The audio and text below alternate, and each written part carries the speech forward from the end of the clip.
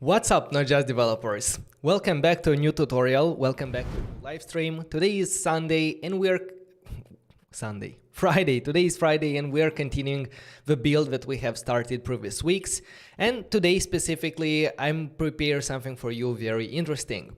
Today we're gonna implement in our chat application, we're going to implement media files. We're going to implement features that will allow our users to send images, send videos in the chat rooms, and share like nice memories, nice photos with people. So what exactly we're going to do? We're going to start by setting up our AWS storage that will allow us to use S3 buckets to store our images and our videos in cloud. Then we're going to work with the image library to allow the users to select images from their library. And then we're going to upload them to S3. After that, we're going to see how to implement full screen image viewers. And later on, we're going to implement the feature where the user will be able to upload multiple images, not just one. At the end, we're going to take this solution and make it more flexible in order to allow us to send different attachments, not only photos. And by the end, we're going to also implement sending videos. And we're going to see how we can send two types of different medias, videos and photos. All right, so how are you doing, guys, in the live chat? Are you ready for today? Matthias, hello, how are you doing? Larry, Robert, Catalin, hello, guys. So I think we can get started. Previous time during the previous tutorial, if you didn't see it, you can check it out. I'm gonna try to link it somewhere on the top, and also you can find the link in the description below. During the previous time, we implemented like a little bit more advanced backend features like sorting the messages, listening for new messages, and now whenever we send a message here, it's gonna right away appear. And that's the same if I'm going to connect with a different phone and I'm going to send messages. We also implemented group chats. So now you can go ahead here, see who are the participants. You can invite even more people there. You can select them from here and create groups with your contacts. And yeah, that was, this is the status of our project until now. I really like how it's shaping up, and I will try to get in as many details as possible to have a very complete chatting application. So yeah, it's a fun project. I hope you are enjoying building it together with me. And if you do, make sure to subscribe to the channel. I'm gonna do it like this. Make sure to subscribe to the channel down below, because that will help us a lot to reach more developers and help more people from the community. So, now what do you need to do as a prerequisite for following this tutorial is to, if you need the source code like the starter project to follow along, then you can download the asset bundle following the link in the description below, and there you'll find the part 3, the source code from part 3. And in that way, we are all gonna start from the same place. However, if you're following along and you're implementing it yourself, you can skip this part because like you can continue with what you have already. But if you want to receive this guide that you see here with all the code snippets and step-by-step everything, then like it's also in the description below. You'll receive it on your email. So let's start by setting up our AWS storage. And while we're gonna wait for things to deploy, we're gonna have a chat with people from the live chat. So for that, we're gonna have to go to our Amplify Studio page. Let me check that. Okay. So here is Amplify.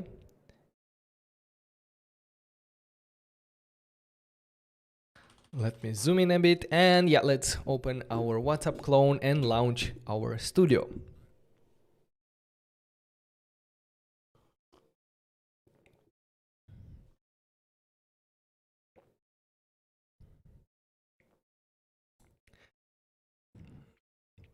Now, when we are in our Amplify studio, from here, we have to set up the first step, is to set up the storage module. And to do that, we're gonna go to the setup here and storage.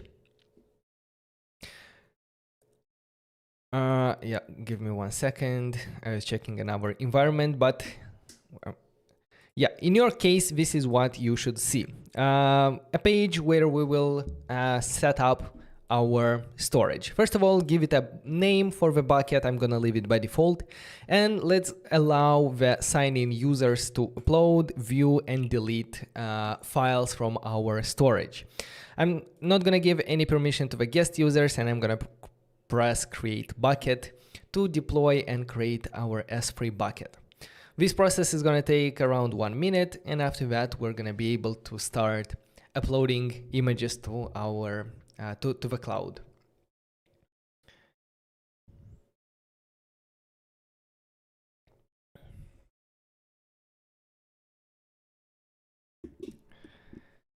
Okay, so yeah, here you can find more information about all of these steps, and yeah, if you get stuck, check it out here. I'm gonna keep this up to date.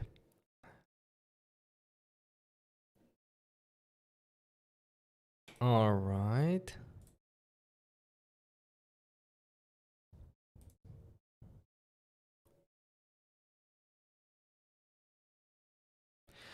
While we're waiting for the deployment of the storage to complete, let's go ahead and continue with the next step, because we still have to implement, to install some libraries to work with the image picker.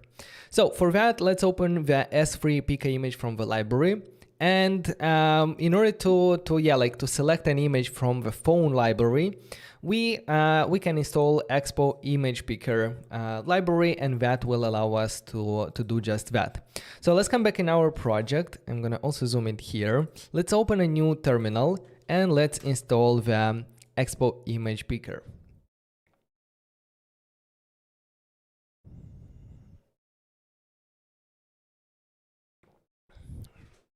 After that is done, we're gonna go in the source. We're gonna go in our components, and we have the input box.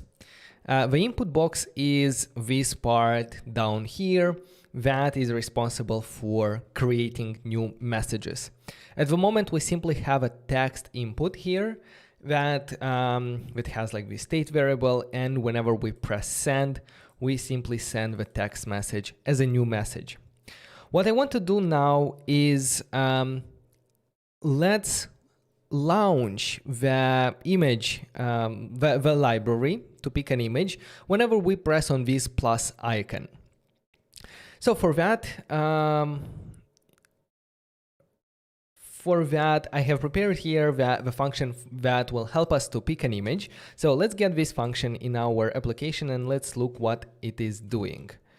So come on, pick an image from here. No, you don't want to copy? No. Yes, pick an image. So what we're doing here, we first have to, of course, import image picker. So let's make sure that we are doing that. At the top of our file, let's import everything as image picker from Expo image picker. Now, using this image picker, we are launching the image library, and we are requesting that we allow the user to select all media types. Here you can select if you want only photos. So I think .images, and I think I'm gonna start with images, and then we're gonna slowly implement like all media types as well.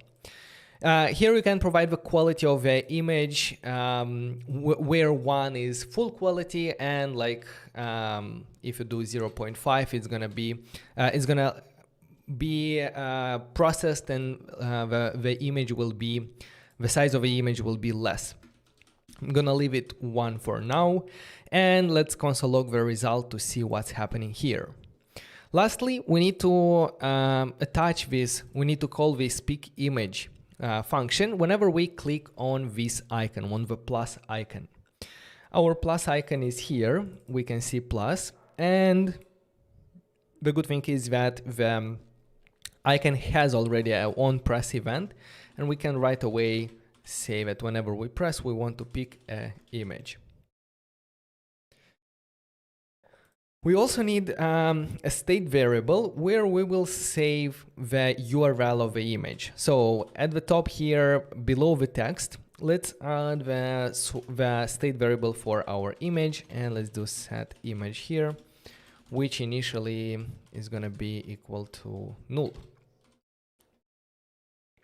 Save. Now let's go ahead and try to press on this plus icon. If I press it, we should already see the image library open for us. So here you can select one of these images, and it's going to be selected. The thing is that we're not displaying it anywhere. As we can see here from the state variable, it's never used, but we are setting it in state. And if we check the console log that we did there, we should see information about the file. So the file, as you can see, has a property cancelled false, and in case the user will cancel this request and simply go back, we're going to receive an object with cancelled true. But if he chooses an image, then we're going to have information about that image, such as the height, type is image, the URI, which is the path to the local image. And the good thing is that we can use this URI, send it to a normal like React Native image, and it's gonna render it properly. And lastly, yeah, like as we see here, like also the width, for example. So what we can do here, let's see from here.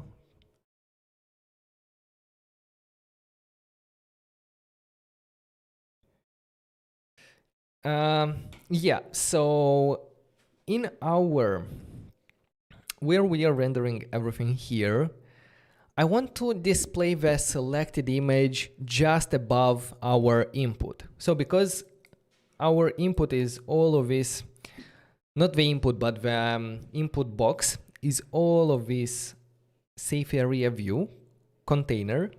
This is the gray one. I will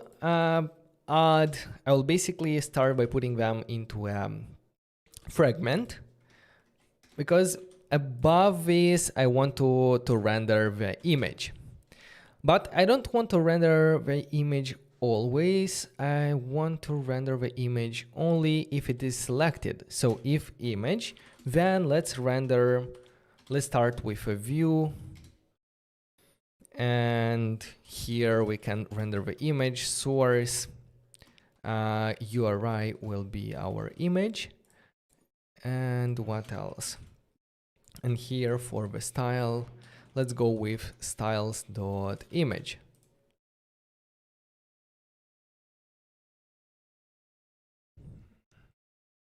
Selected image. Let's call it selected image because that's selected image.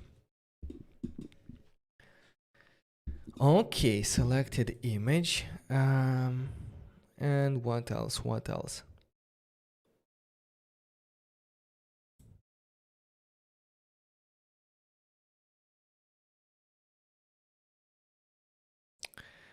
Okay, we have this image. Let's go ahead and try to style it. So I'm gonna come here. So for the image, I'm gonna start by simply defining width and height. And I will start with like 100 by 100 just to see if it works. I'm gonna go into a chat room and I'm gonna try to select an image from here. Can find variable image because we have to import it from React Native. Save. And now, are you gonna work? Now go to chats. Let's select an image. And right away, we see the image here. Perfect. So I'm not going to spend a lot of time on our styles. Let's go ahead and copy these styles from the guide, because the focus of today is not styling. And I will replace them here with attachments container. Now let's go ahead and add the attachments container to our view here. Styles, attachments container. And what I wanted to do here, I wanted to add resize mode. We need to add to them resize mode contain in order to display the image fully. And lastly, I wanted to give the possibility to the user to delete a selected image. At the moment, it's not possible, but if we're going to add an icon from material icons, highlight, remove, let's copy it from here. If we're going to add it after the image, and by styling it, remove selected image as an absolute position, we added this X button at the top right corner of our image. And now we can press on this icon and the image is removed. Because on press, we simply reset the image to null. That's the only thing that we do. All right, so I think we are done with selecting an image from our library. Yes, that's actually true. Now, let's go ahead and come back to our setup storage here, because we initiated the update of our backend, and let's go ahead and see if it's ready. Yes, actually it is already done, and it is ready here. So what we can do is we can pull these changes, but before we do that, we still have to do one extra change to our data to allow us to attach images to messages. By the end of the tutorial, I'm going to show you a better approach of how to do this, a more flexible approach that will allow you to attach different types of attachments to a message.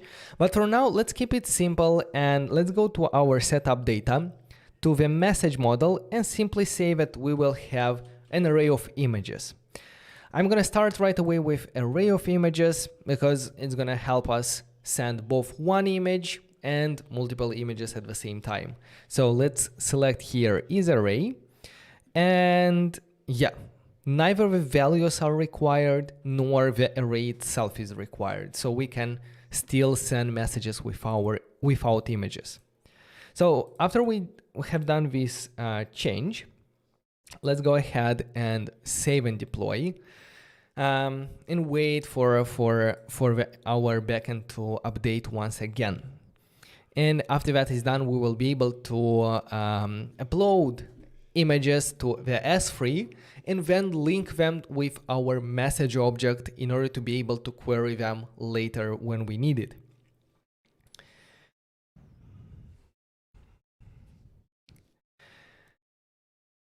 Okay, so can you please implement status video call, voice call in the next video? I am planning. I really want to do that. I'm not sure if I'm gonna manage to do it like in the next weeks, but maybe in December. By that, like in December, we're gonna do it. So yeah, I'm planning to add voice and video calling.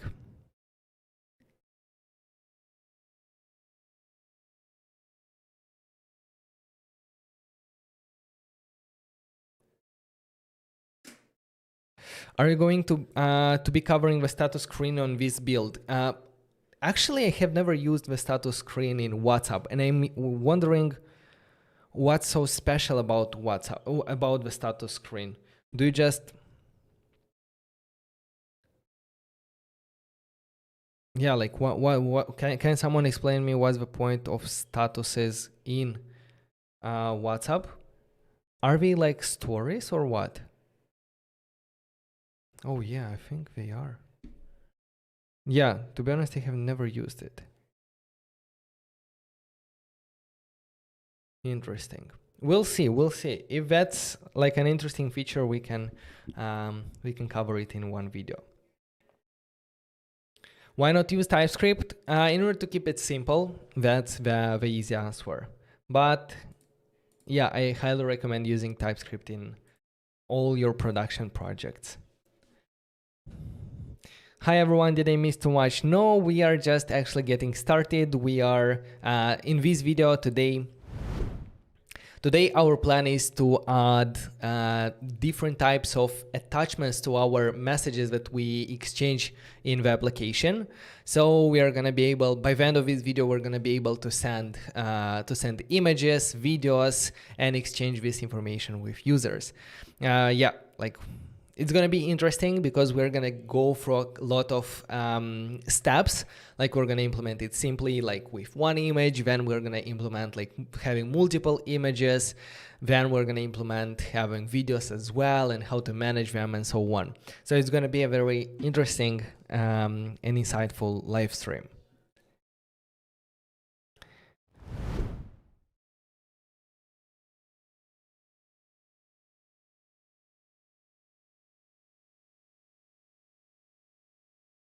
Hello, Geo.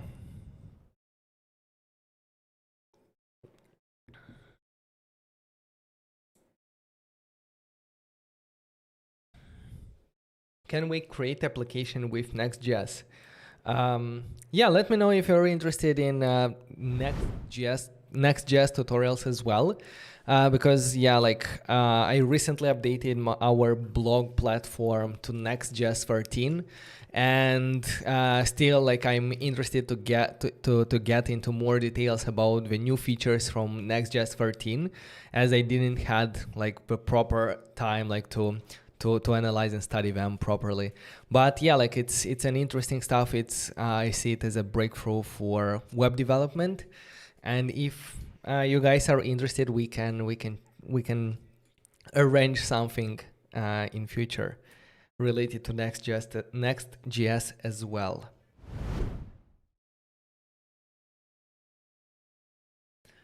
Come on, deploying like one simple model, one simple field, and we have to wait so much.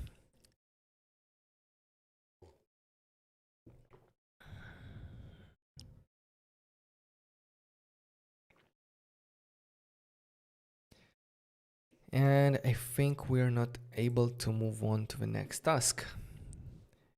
Yeah, because the next task is going to be uploading images to S3. So let's wait till all of these changes are done so that we can pull them updated backend in our application and then start uploading images to S3.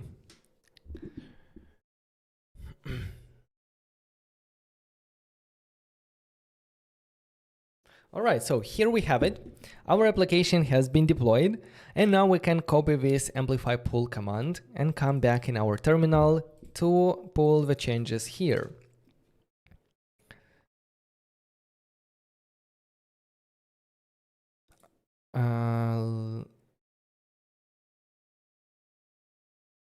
What local changes detected? I'm wondering. Amplify.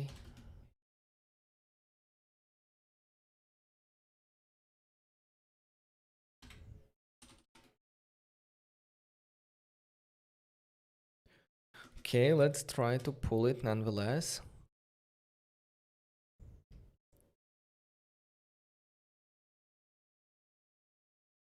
I will always take a break when I click deploy.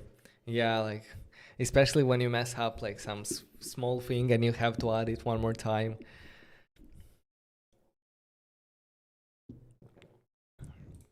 Okay, so we see that we already have a new category here, storage, and that's good. What I want to check right now is if our GraphQL queries updated correctly. For example, I'm interested in the message if it has images. And as I can see, let me check message. I need something.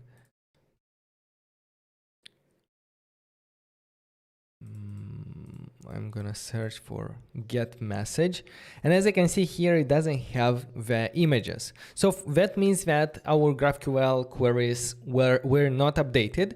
So we can simply do amplify code gen to generate again like our GraphQL mutations. And now if we're gonna check like one of these last message, we see the images field, and that means that yeah, like it was updated as we did it in cloud.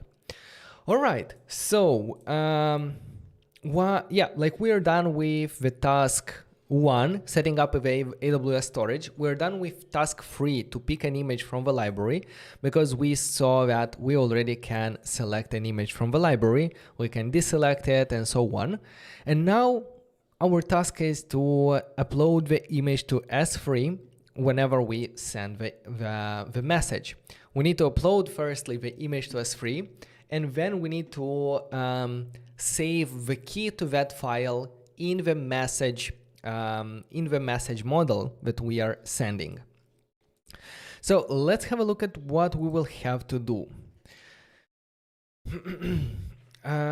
We will need a library called UUID that will help us generate random file names. So when we upload the images to the cloud, we could keep the same file name as the user selected, but that's a bit risky, because if it is a very common user name of a file, like if it's A, that means that it can override other people images that they selected. But in our case, we're gonna override the name of a file with a random number. It's not actually random, it's a generated number that will be unique, and that will ensure that all the files are unique and nothing is overridden in our in our backend in the S3.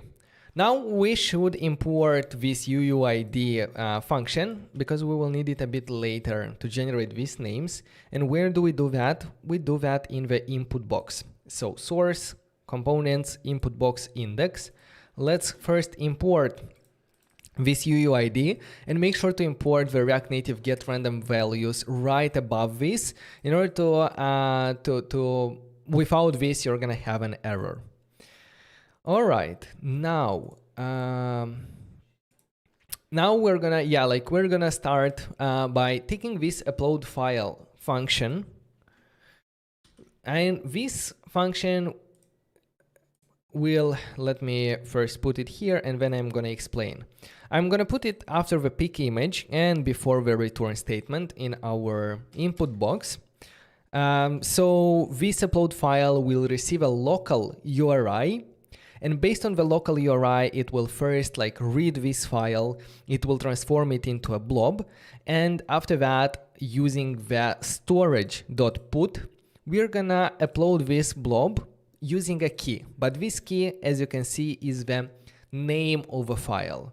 So the name of a file we generate it using the unique ID .png, for example. And lastly, we are returning this key that we just generated for the file. We are returning in order to be able to use it later to save it into the database. So what do we have to do with this upload file? Well, we need to make sure to import storage module from AWS Amplify. So here, after the authentication, let's go ahead and import storage as well. What else do we need? Storage, we have it. Yeah, I think we have everything. Now let's go ahead and call this function. Where are we gonna call it and when are we gonna call it? There are different strategies to use for this. For example, you should think, when would you like to start uploading the image to the S3 bucket? After the user selected it, or after the user press send. There will be a couple of differences between these two options, and like there are pros and cons for both of them. For example, if you start uploading the image right away, that means that when the user finishes his message, the image will already be uploaded to S3 and the operation will be faster. But at the same time, if you start uploading it, it finishes uploading and the user then decides not to send it, you're gonna have to do some cleanup afterwards. So in my case, I'm gonna upload the image to S3 when I'm gonna try to send the image. So when we press on send, we create this new message object, and then we should check if the user selected an image, then we want to assign to the new message. You remember we added the images property. The images property is an array, and because we have only one image, let's upload it. So we're gonna do await upload file, and we're gonna send this image to be uploaded. And because our upload file will like upload to the storage and then return the key, we're gonna save in our database all the keys for the files that we are uploading there. So with that being said, yeah, and after we uploaded it, we can reset it, set image to null, to get rid of it from here.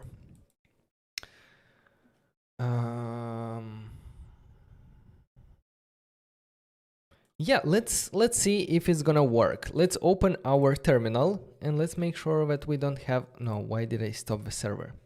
Let's make sure that we don't have any errors here. And let's go ahead and try the first image. Send. Something happened. We see the first image here in the message, but we don't see the image. Well, that's okay, because we never updated the message component that is rendering the message. But let's go ahead in our Amplify Studio in the content, and let's look at this message to see if it has a new image key. So if we go to the content,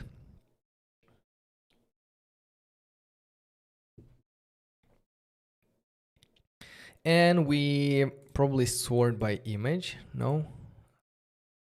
Oh, this is chat room. I'm looking at messages.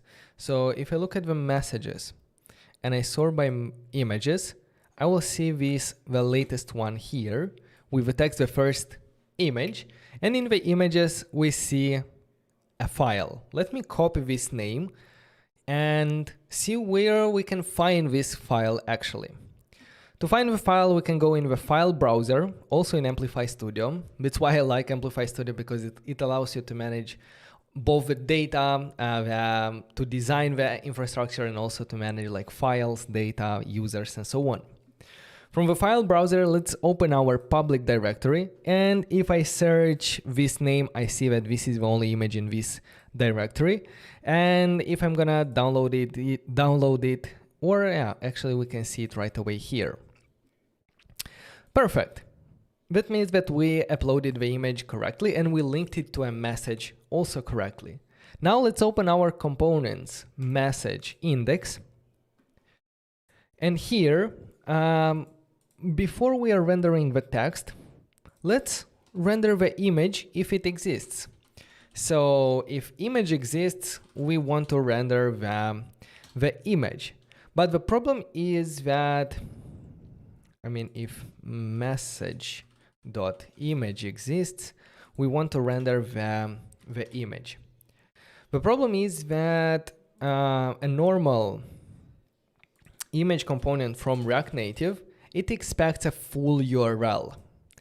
The thing is that our message.image, which our message.image is an array of not URLs, but to file keys.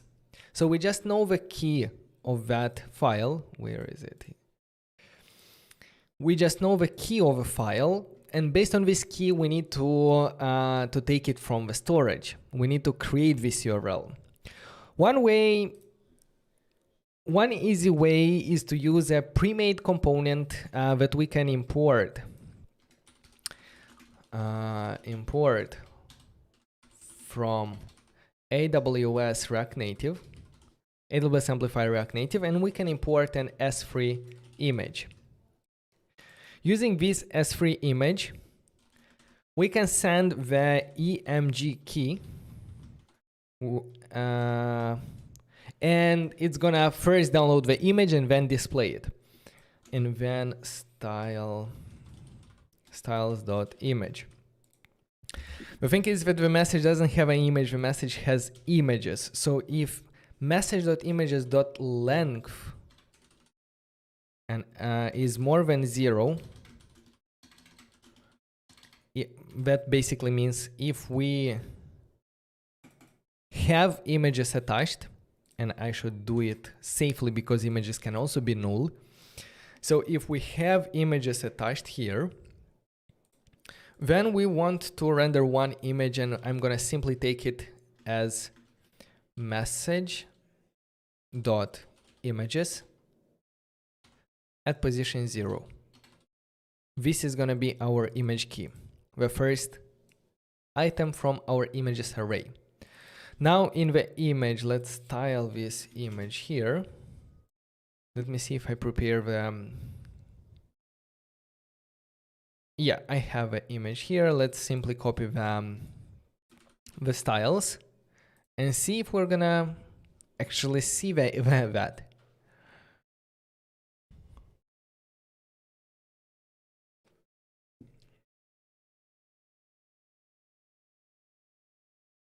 So if I go here, the first image, and it is properly rendered right away.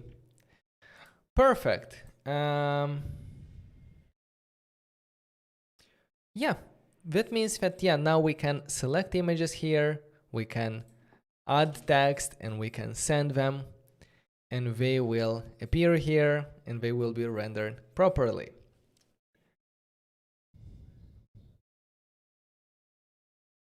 The Notion notes are also in the asset bundle. So when you'll receive an email there, you'll receive the link to the Notion page.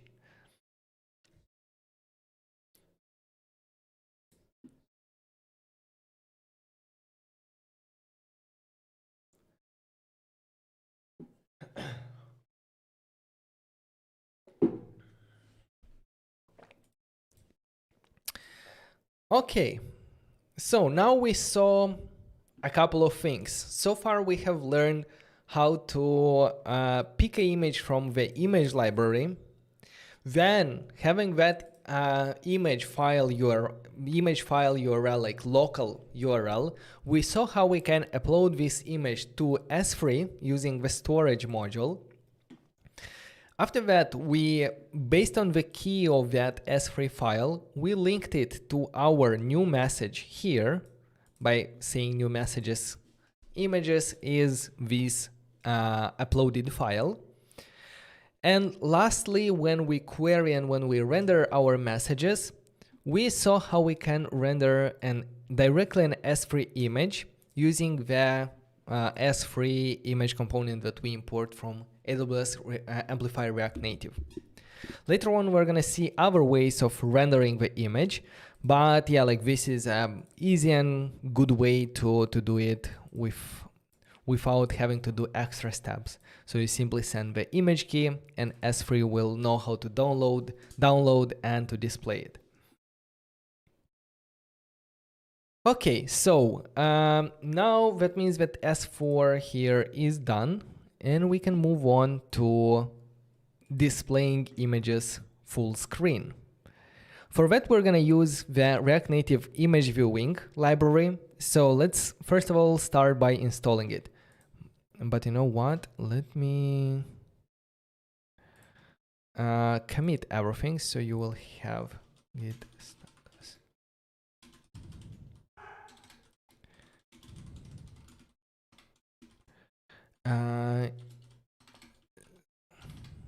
Let Let me.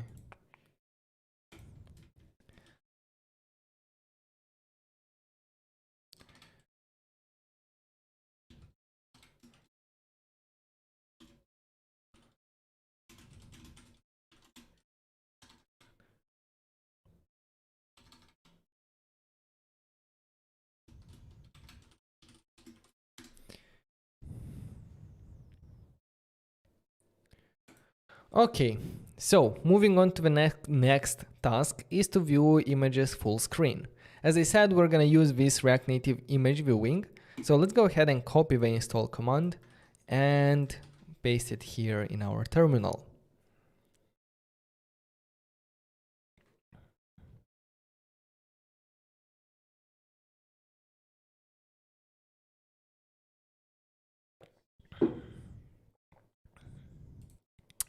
All right, so if you open the documentation of this React Native image viewing, you're gonna see how it works. So basically what we have to do is to simply render this image view component, and by passing the property like visible or not visible, we will be able to toggle like the visibility of the image view.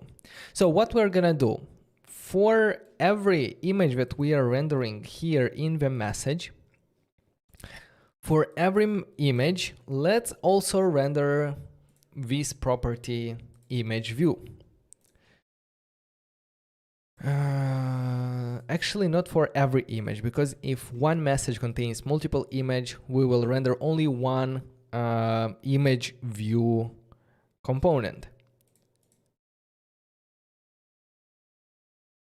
Yeah, for that, as you can see, this image view expects an array of basically image sources, which are URIs, complete URIs to images. The problem is that at the moment we are working with image keys. We're not working with image URLs. So we're gonna have to take one more extra step in order to get the URLs of these images and then render them using the image view. So to download the images, we're gonna need to do that in a use effect. So use effect. When are we gonna download the images? Whenever the message.images change. So if it changes, then we're gonna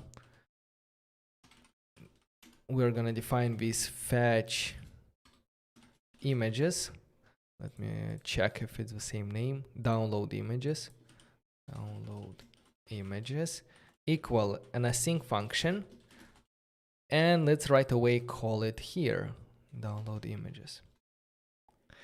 Now if message.images is an actual array, then we want to loop through all of these images. Basically, let me show you how it's done for only one of them. So I'm gonna do if dot length is more than 0, then we're gonna use also the storage.get.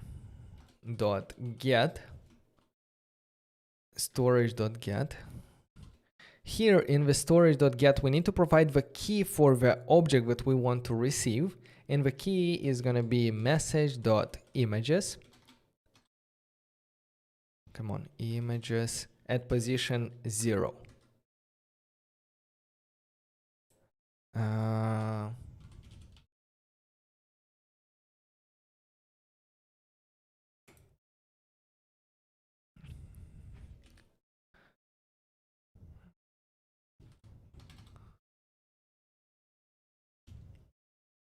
I just want to show you what we're gonna receive by using the storage.get. So console log URL. Now, if I'm gonna check here, a lot of things are happening.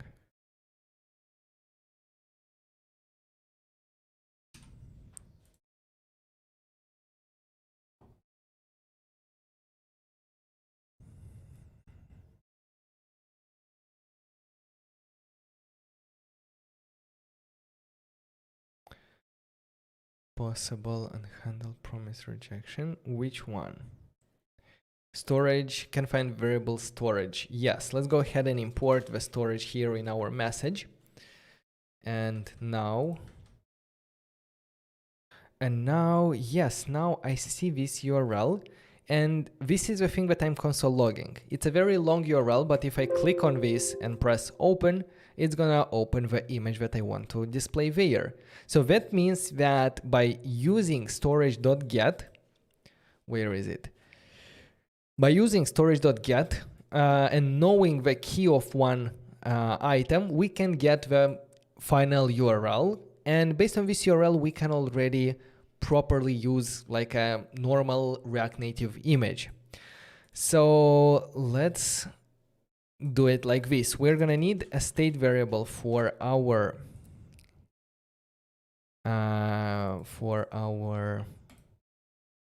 image sources and set image sources. Use state. It's gonna be an empty array.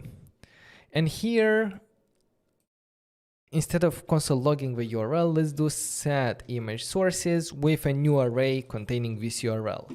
At this moment, this will work only with one image, but and we will have to come back to do a couple of changes. Change to support array of images. But now that's good. So no, actually we need we intend to save not directly the URL, but sources. And the sources is an array of objects where we have a URI property. So I'm gonna rename this one URI as well in order to have it simplify like this. Now, if I'm gonna do console log URI, not URI, but image sources, we should see there, if I open, I see at the end that we have one image source with a URI and this property. And having this object with a URI, as I said before, we can move from an S3 image to a normal image where the source is going to be our image sources at position 0. So will that work? Yes, it works with a normal React Native image. But because we are saving them as URLs, that means that we will be able to render also the image view. So the image view in our case, it's gonna be somewhere here. So for that, we need to put our image in a, our image, we will put it in a fragment, because here we want to add the image view. We need to import it. Firstly, import image view from Expo image. How is it called? Did I install it? React Native image viewing. Yeah, this one. React Native image viewing. Okay. And what properties does it need? It needs, first of all, it needs the images, which expects an array of sources. And because we already have an array of sources in our state, we're going to do image sources. What else? It needs the image index where it should start. So we can start at position 0. It needs whether it's visible or not. So visible equal true. And now if I'm going to go there, I should see one of that images here. Not sure if it loads. Yes, it loads. And there is a close button. but it doesn't do much at the moment because we need to provide here on request close, which is a callback function that will be called when we press on that close button. So for that, we need a state variable to know if we need to display the image view or not. So let's go ahead and image viewer visible and add a state here at the top, const image viewer visible and set image viewer visible. Use state, initially it's going to be false. Now for the visible field here in the image view, let's do image viewer visible. Prettier, what happened to you? Hope you're good. And on request call, we are gonna set image viewer visible to back to false. Now, let's see what's gonna happen now. When we open this chat, fail is not defined. Yeah, probably I need to reload it.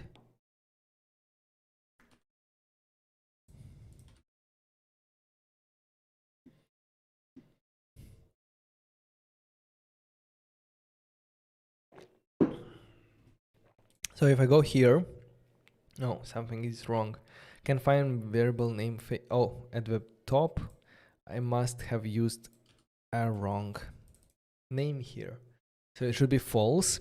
And now when we open, we don't see the images opened, but when I press on one of these, also nothing happens because we are never setting the set image viewer visible to true. And as I said, when we want to do that, when we press on one of these, when we press on the image. So because our image doesn't have an on press event, or does it on press? Probably not. That means that we will wrap our image with a pressable component. Let's put it here. And add the on press. We want to set image viewer visible to true. Now, if I'm gonna press on this one, it opens and I can close and I can open the other one as well. So just like that, we have like full screen image viewer functionality in our application. And later on, it's gonna also work with multiple images because if one message has a lot of images, we're gonna open it and we're gonna be able to swipe up through them. Okay, so I hope you are enjoying it so far. We still have a couple of features to implement today, but if you learned something new today, make sure to subscribe to the channel. That will help us a lot to produce more and to produce more valuable tutorials in future. How are you doing, guys, so far? Are you following along in the live chat, guys?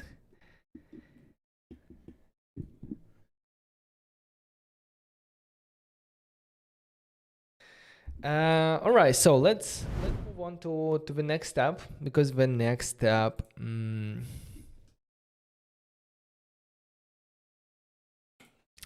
yeah, we are kind of done with this one. So actually, let me commit everything. Git add S5 full screen image. Okay, perfect. The next task in our is working with multiple images. Yes.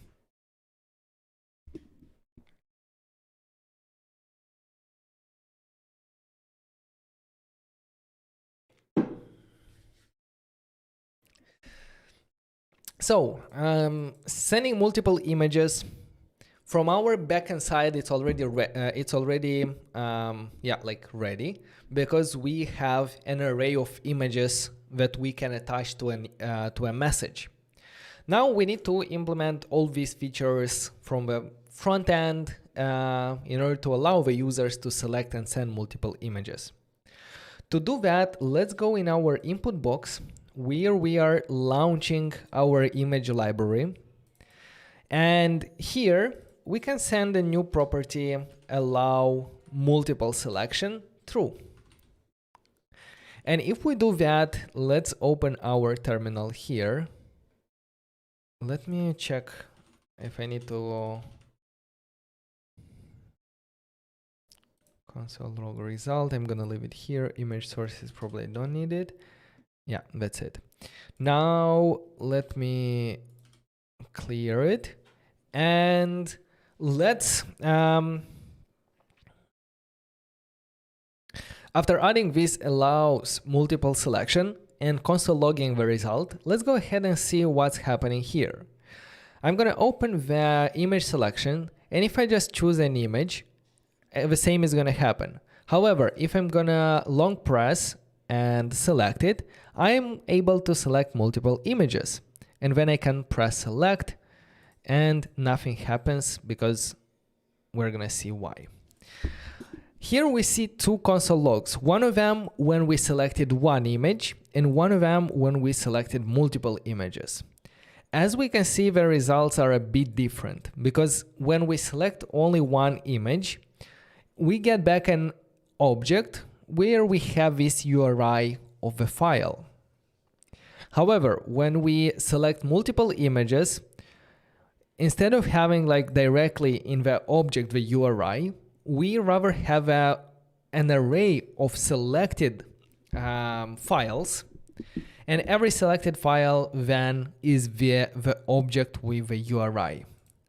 So we need to, in the result here, when we want to set the image, we need to check if result.uri is defined, or actually if result.selected is defined. Yeah, if result.selected is defined, then user selected multiple files. Else user selected just one file. Let's go ahead and update our state variable to be able to hold an array of images, not just one image. For that, I'm gonna simply change it to plural to make sense when I'm using it, and I'm gonna default it to an empty array. So I'm gonna move it to images, set images, and starting with an empty array. Now, yes, we're gonna have to check where are we working with these images.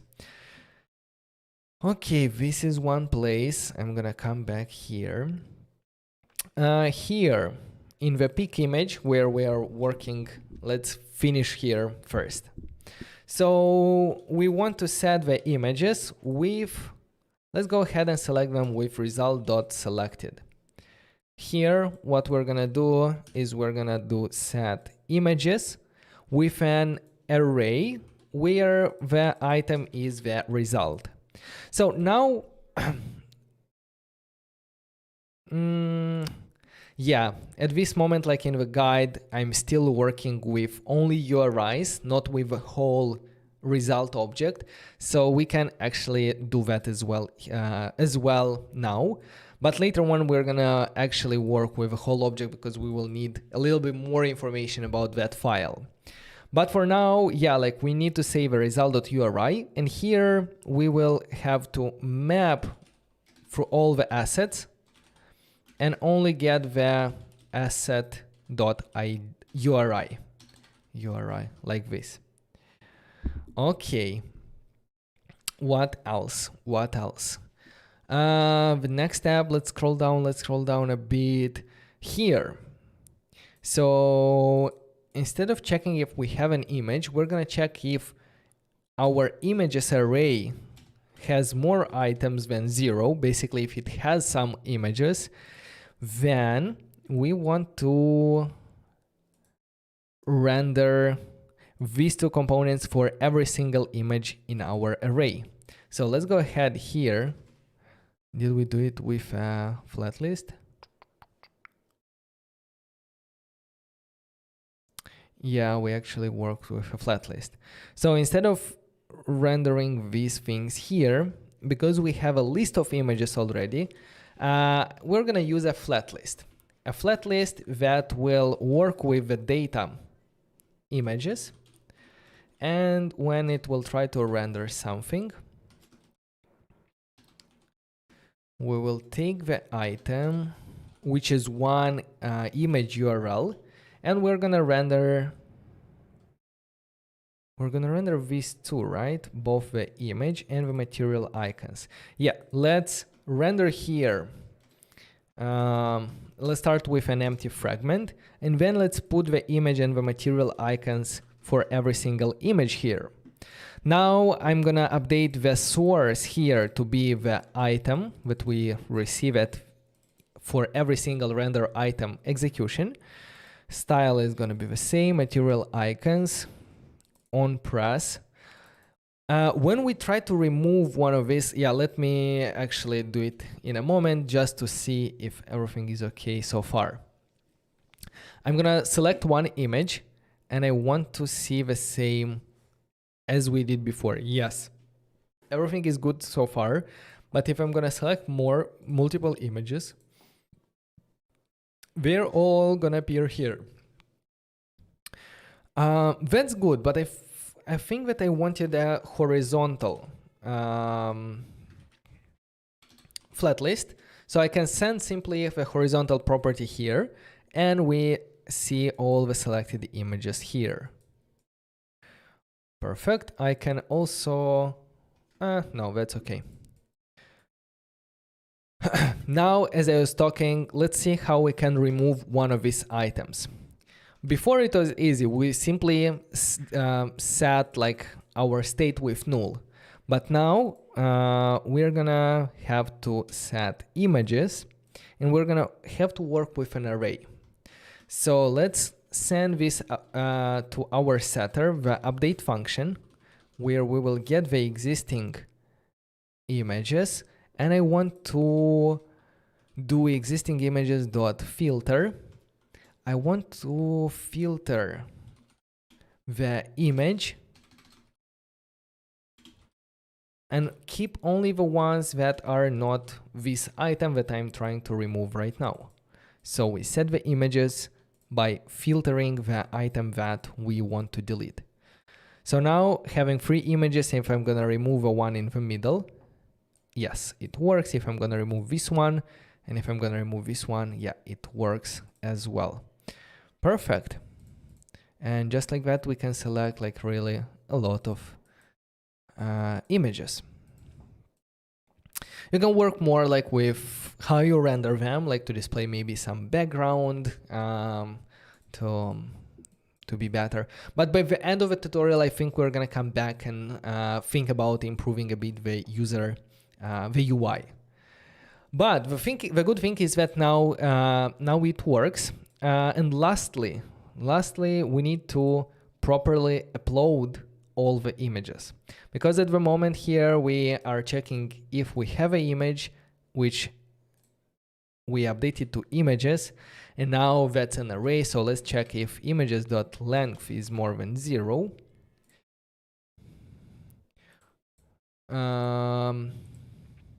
Then new message images is gonna be equal to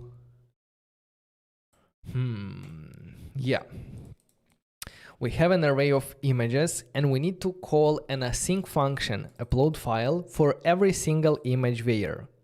So to do that, we're gonna use some promise.all in order to run the execution, like to upload images in parallel. So firstly, we need to loop through every image there. So let's do a images.map. We will map for every image there. We want to do storage.upload the image. And remember that this storage.upload is an async function, and we had to do await. the trick that we're gonna do is we are not gonna await here, rather we are gonna return the promise. And because we are mapping through an array of images, and for every single image we're returning one promise, that means that after executing this code, we're gonna have an array of promises. So if I'm gonna leave it like this, it's not gonna work because we need to wait for every single promise in that array to be executed. To do that, we are gonna wrap them into the promise.all. And if you put an array of promises in the promise.all and then await that, we will trigger like uploading the uploading operation for every image. Then we're gonna wait until all the images in that array are uploaded, and the result of the execution of the storage.upload, but not storage.upload. We have like the upload file, right? Sorry, not storage.upload, but upload file emg. File URI, yes.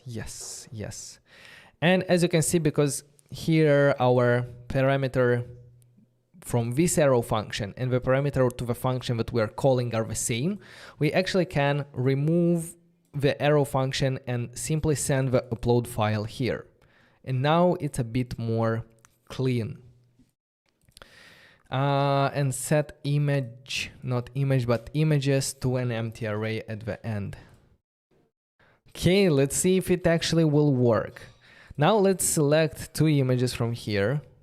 Let's select them. And let's do two images.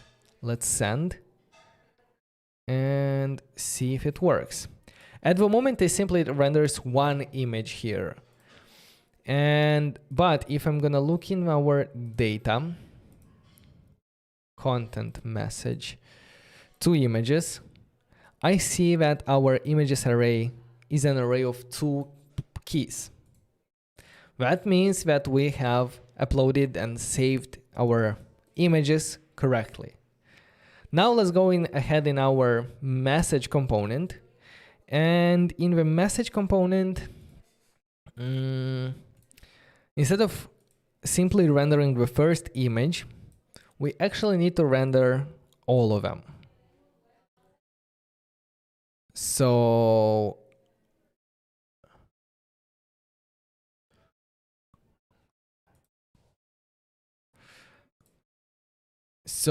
we should wrap this pressable that is one image.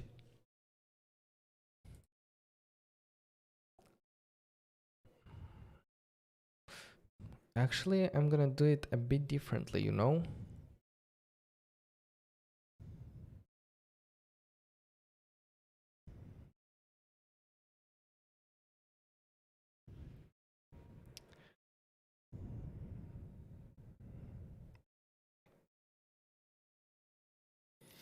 I don't know. Let's see. Let's start the way I planned it, and we'll see if we need to do something different or if that solution is okay.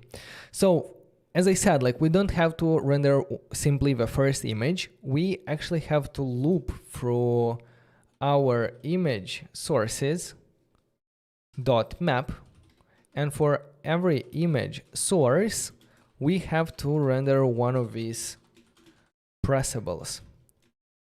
Like this, we need to render one of these pressables. And also, let's go ahead and change the conditional here, because it uses message.images when we need to do image sources.length. When we render the image, we're gonna render specifically this one that we are mapping over. And now something should be working. I don't know what, but something should be working. Our styles image, what's going on there? Image sources. Oh yes, because here in the download images, we're simply downloading only one image. What we actually want is to download all of them. So We're gonna basically do the same trick as we did before using mapping and promise.all. So URIs equal to, we need to await the promise of downloading all the images, so promise.all. Then here we need to create the array of promises. Our array of promises is message.images images.map,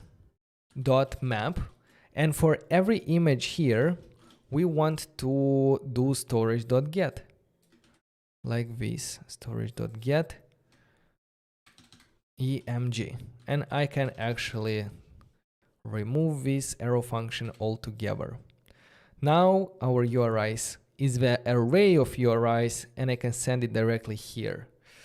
No, this is an array of actually URIs, but I need an array of objects. So URIs.map, for every URI I'm gonna create an object with that URI key and field. Set image sources URI, we don't need this one anymore, and we see that the last message has 2 images here right away, which is good, and that means that we downloaded them correctly. We can have a look at how we can better approach rendering them. For example, one option would be to get the width of our screen. So width equal use window dimensions. And let's calculate the length of our container that displays these images. And to do that, look, our whole container for the image has a maximum width of 80%. So const, let me do it like this.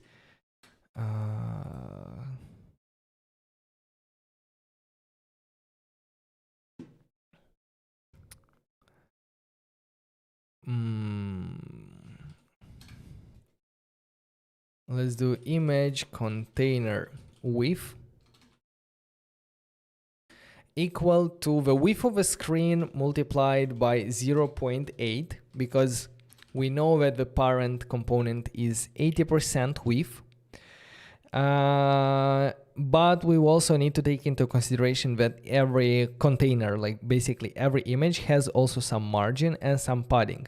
So 15 on one side and 15 on the other side. I think it should be 30. So we need to do minus 30 here. So now knowing the image container,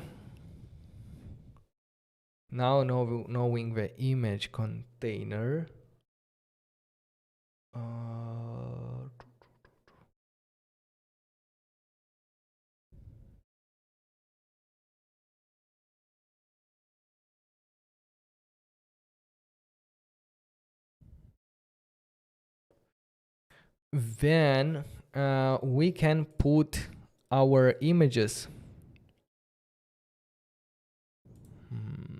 Image view.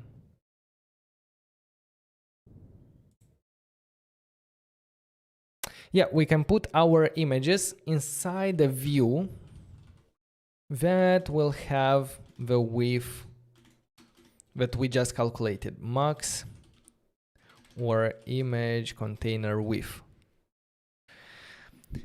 This way, whenever we have an image in the message, we're gonna take the full space, the full width that the container can take.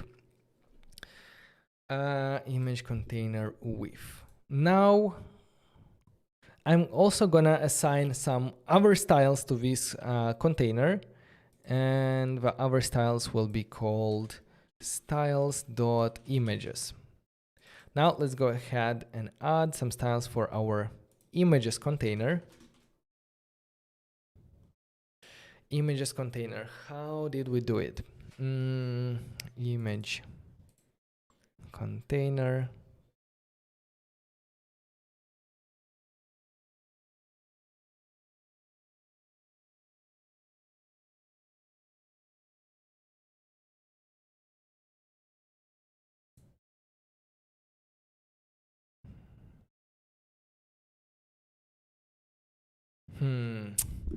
So yeah, what do we want to do? Basically, I want to render, when there are two images, I want to render them side by side as two squares.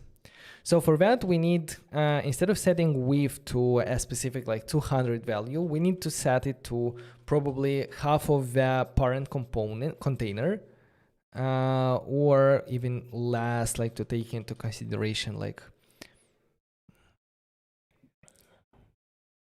And if I do that, we are 45.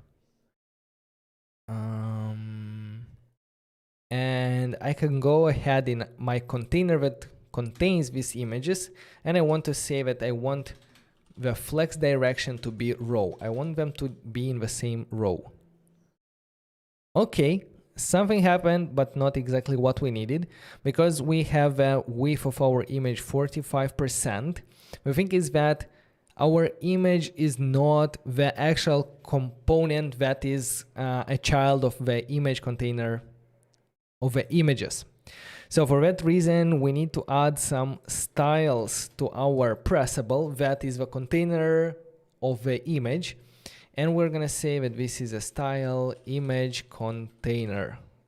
One image container. So image container. What we're gonna do is we're gonna take the width from here to the image container, and the height from the image also we don't need it there. Yeah, the image will simply have a flex 1 to take all the available space from the image container. Now the image container.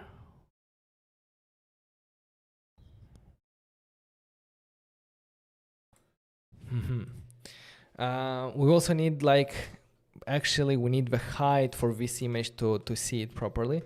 Or if I do it here, aspect ratio of 1.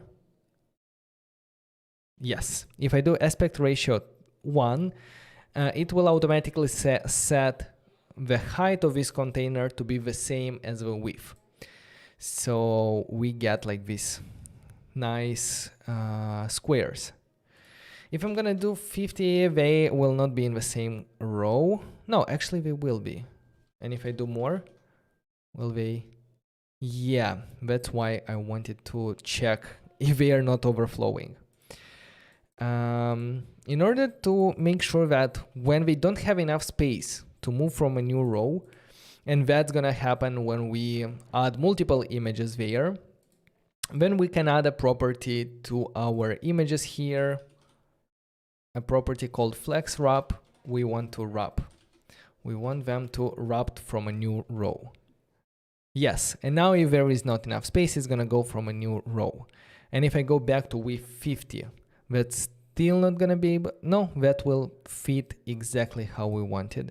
But if I'm gonna add some padding, 10,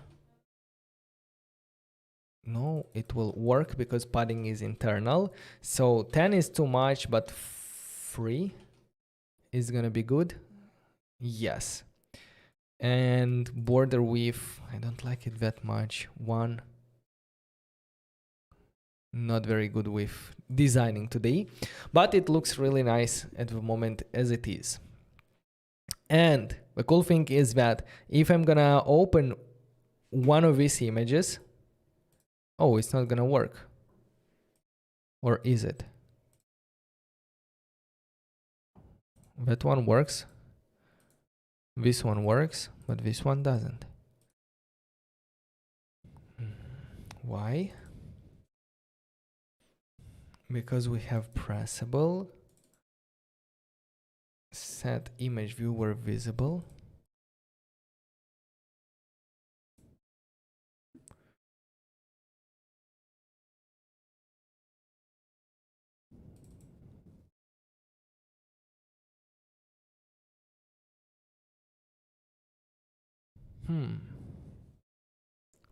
Why you don't want to open there?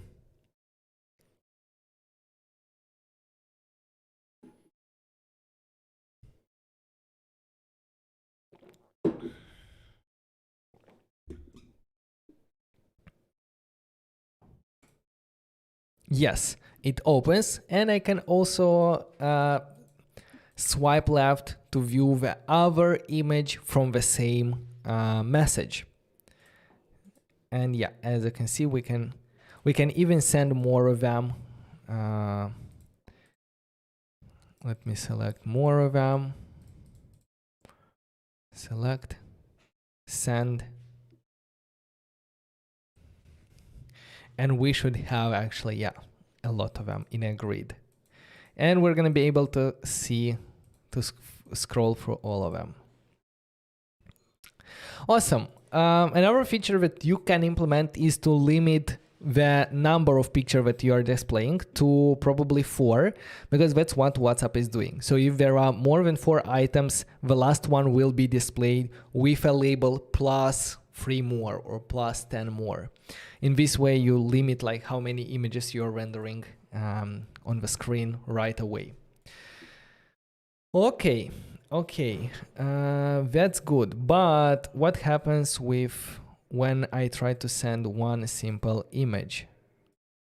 If I try to send one simple image, that image is gonna look like this. Basically, it's gonna take half of a screen. What I'm gonna do is, in the style for our image container, because image container is the component that has this width 50, I'm gonna actually check. So I'm gonna add one more style here that will be conditional. If image sources.length is equal to 1, that means that it's only one picture, and I want to, if it's equal to 1, I want to render width to be 100% because it's only one picture. No, it didn't work. If image sources length, I don't know, let's do background color red. If image sources is equal to 1, then do this, otherwise do nothing.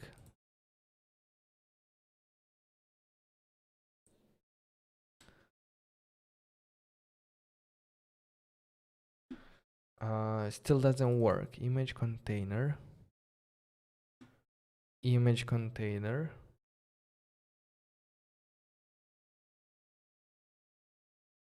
If length, I want to render this in a text here. What's the length of the image sources?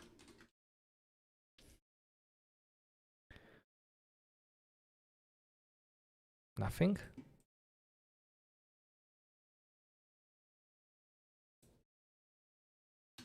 Oh, I think it, wait a second, image sources. Do I have a console log image sources?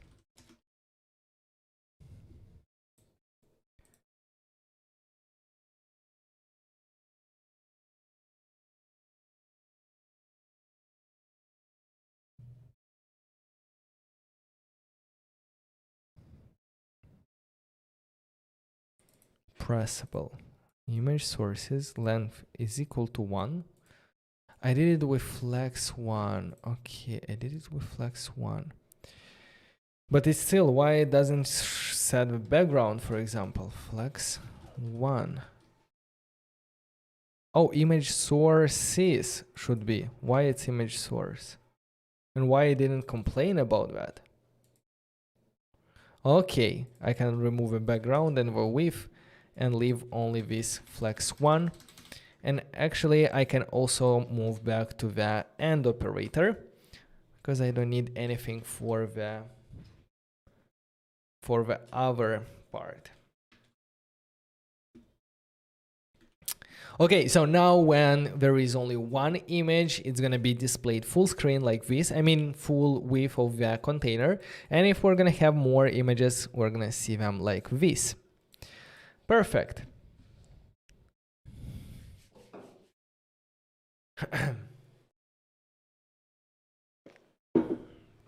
So, I think we are done here.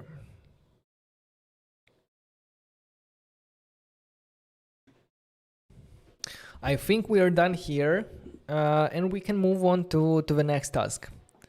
We can view the images, we can see them all. Perfect. Okay. Let me go ahead and commit everything. Git add, git commit. That's our S multiple images. So it seemed like an easy feature, but it took us a bit of time to properly manage to implement everything from the UI perspective, from the UX perspective. Now that that is done, we can go back and see what is the next task. And the next task is actually leading to towards being able to add videos as well, not only photos. And there are a couple of ways we can do that. Basically, we can go in the data modeling and to our message. The same way as we added images here, we can add a new field that will contain videos and also will contain a list of strings. The thing is that this approach might work okay when we have only images and videos. But whenever we will try to add multiple types of attachments to our applications, for example, being able to attach an audio file, being able to attach a PDF file, or other things of attachments, in that situation, this approach of simply having like them separate here is not the best way to structure it. And I want to introduce, for this specific reason, to be able to manage multiple attachments at the same time and different kind of attachments. What I recommend doing is to actually add a new model that will store these attachments, and it's going to be called attachment. Attachment, how is it correctly? Attachment or attachment? Yeah, I think it's like this. So this attachment will have, first of all, it will have a storage key. Basically the storage key that will represent how to get it from our storage. Then it will definitely need a type. We need to know, is it an image or is it a video for the beginning. For the type here, we're gonna add a enum, and let's create a new one. And it's going to be called attachment type. So we're going to start with two types, image and video. And let's go ahead and say that this type is required. And the storage key, actually, I'm not sure. Can there be an attachment type that doesn't have a file in the storage? I'm thinking, but I think that all of them should have. So I'm gonna do it as required. The type it shouldn't be array, it should be required. Yes. All right, what are other things? Now that we introduced these attachments, I really want to start saving more information about our attachments besides saving simply the URL. I want to say, for example, for an image, I want to save the width and the height. So let's add width and height. And yeah, this will allow us to properly render them like in their original aspect ratio without distorting them. It's also going to work for videos as well. But for the videos, we also will be able to send the duration, for example, duration, and duration or duration. Yeah, with n, duration. That's also an integer, and we're gonna save it in seconds probably, or milliseconds. And based on this field, we will be able to display like how long is the video. What else? What else? Yeah, I think that's everything here for the attachment. Now we need to think about the relationships. What is an attachment? Well, an attachment is going to be related to a message, because when we send a message, we want to add a list of attachments there. So for example, when we send a message, we want to add multiple images, and this is the list of attachments. So let's add a relationship to the attachment, and we're going to have a one message can have multiple attachments, because we can attach multiple images, videos, and so on. Let's press save, and that would be everything in order to manage like and send and query and display them. But I would like to also add one more relationship. I would want to easily query all the attachments, all the basically pictures and videos from one chat room. That will help us, for example, go into the settings here and see a list of images that were shared in this chat room. So in order to easier query this information, let's go ahead and find the chat room and say that we're gonna, here is the chat room, and say that we're gonna have a relationship with attachment where one chat room will contain multiple attachments. By saving this, if I scroll down up to the attachment, I see that it has already two more properties. The message ID that will represent what message are we attaching this file to, and the chat room ID that will say to what chat room. And based on this, like it's going to help us query them. All right, let's press save and deploy. And I think that we have everything there that we need.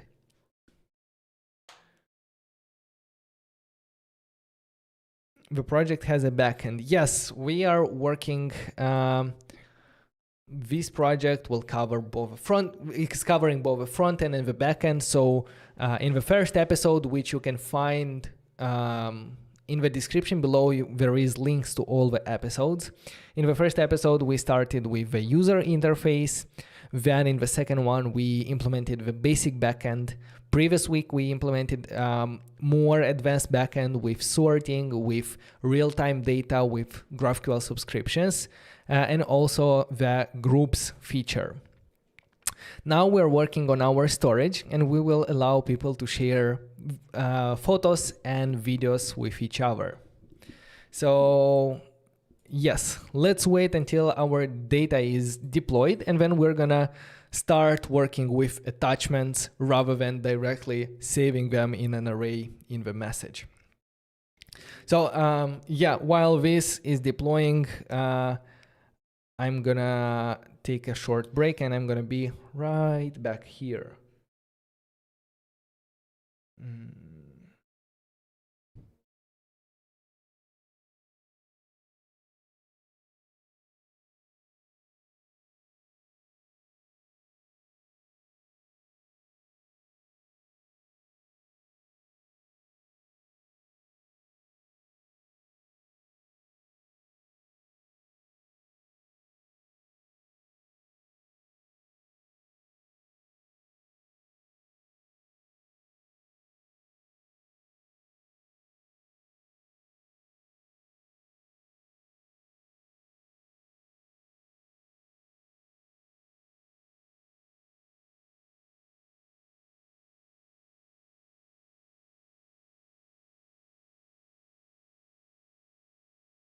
So it's still being deployed.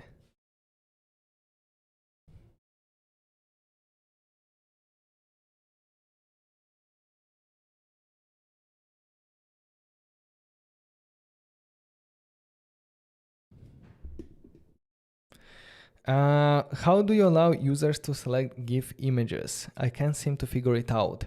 For that, you would probably have to use an API for GIFs, and one of them is this Giphy. And I wanted to implement this as well, so I really want to do basically everything, but we are limited by the time. So there is an API for this one. So Giphy React Native. Let's see if there is a React Native SDK. Giphy React Native SDK. Not a lot of stars.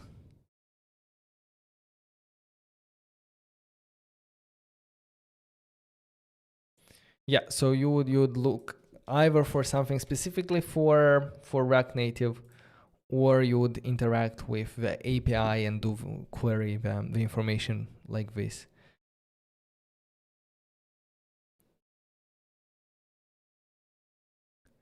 iOS, Android, and web support, React, Android. Oh, there is right away Giphy SDK for React Native.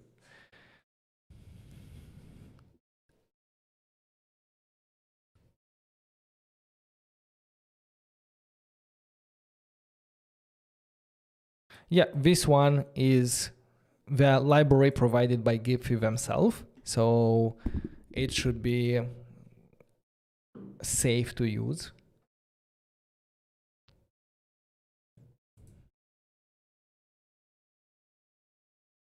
I'm interested, like, what components do we have? Like, do we have some pre-made components? Dialog, Giphy dialog. But I think they should have like default components that would make it really easy to use.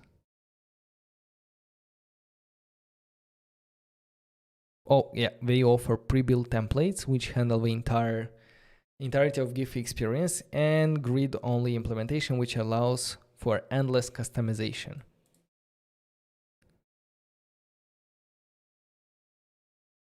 And we can use the Giphy dialog for the plug and play experience. Let's see if we're gonna have time by the end of the video. Like, I'm gonna see if we can implement that as well.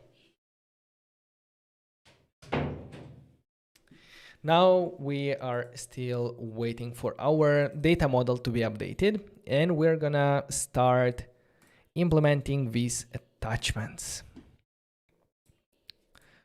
Did I commit everything? Yes, I did.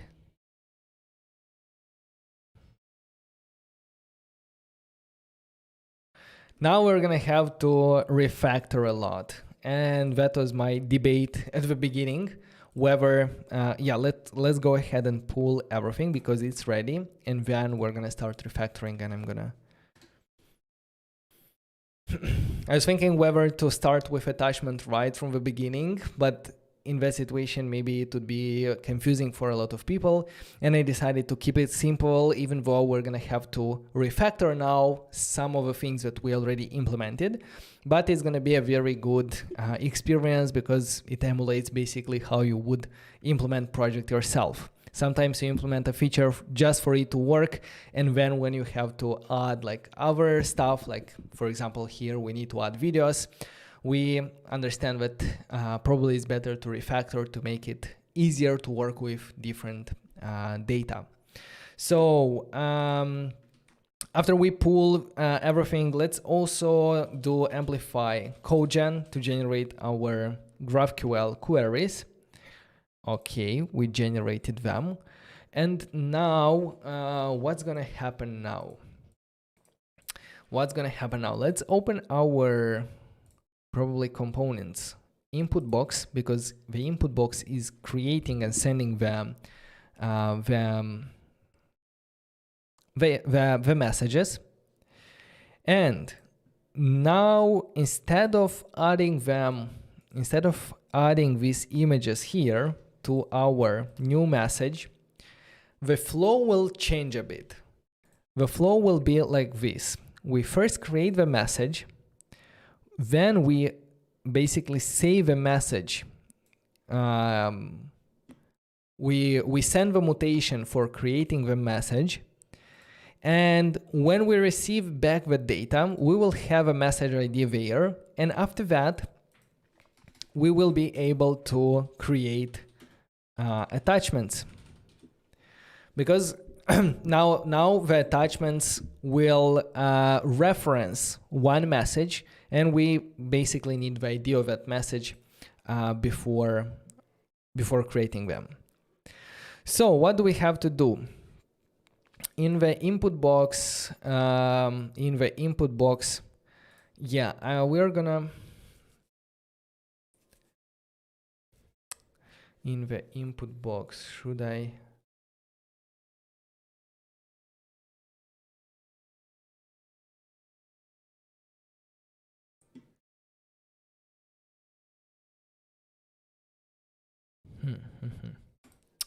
So let's do it like this. So we have a onSend function. We have a pick image function. We have an upload file. What we will add somewhere here is add attachment to message, or just add attachment. And what we're gonna add like basically a file, and we will also need the message ID to know to what message basically we need to attach. We also might need the chat room ID, but we'll see how we will get it. So add attachment. For adding the attachment, we first need to create new attachment. Is going to be equal to an object. And then using GraphQL, we're going to do basically return API.GraphQL, and we're going to run a GraphQL operation. And what operation? The create attachment, create attachment, but we need to import it from our GraphQL mutations as create attachment like this. Is it the same? Hopefully they are the same. And for the variables, we're gonna send the input, the new attachment. Okay.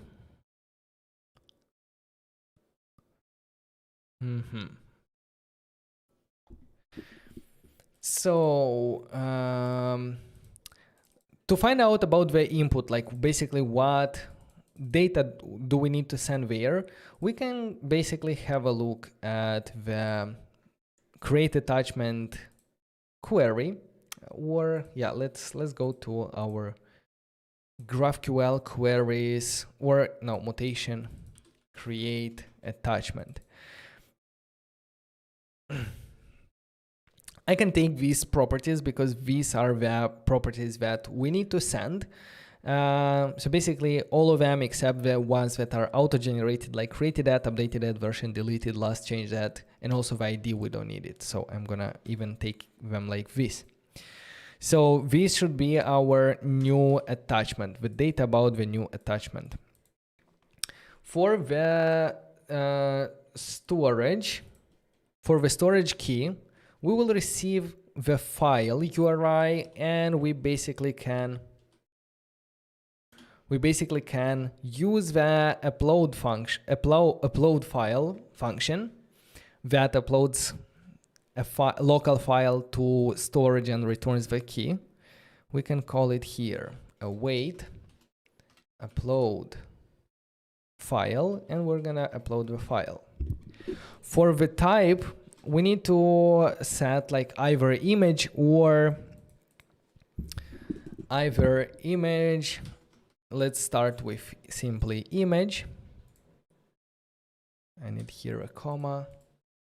For the width, I'm gonna start with 0, and in a moment we're gonna see where do we get this information from. Message ID. Message ID is important because it's coming from here, and actually I'm gonna replace it with capital D in order to have the same names as here, and to be able to use it like this. And for the chat room ID, if I'm not mistaken, we do not have it here in the input box. So we need to check where are we using the input box, and that should be in our screens, chat screen. And if I scroll down, we should find the input box here, and we send the chat room. That means that we have the chat room there. So going back to the input box, yes, we have a chat room, and that means that we will also have a chat room ID by accessing the chatroom.id, like that. And yeah, we need to make this function async, and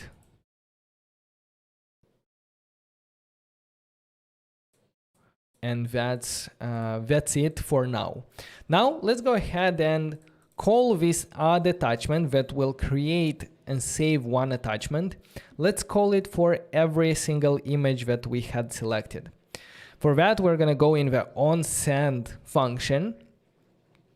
After we created the new message data, we want to basically, because we have more images, we're going to use the promise.all again. And we need to map through our images. And for every image, we need to add attachment by passing the image and also the new message data. Basically, we need here the message ID. So to get the message ID, we're gonna do new message data dot the name of the operation, create message dot ID. If I'm not mistaken, that's how it should be. And lastly, let's go ahead and console log here our new attachment just to see if we properly created with data that we expect. And like, it's important to console log it here to see if we don't have some undefined values, because that's very common to have. Let's open up here and let's try to upload one image, for example. Let's press next.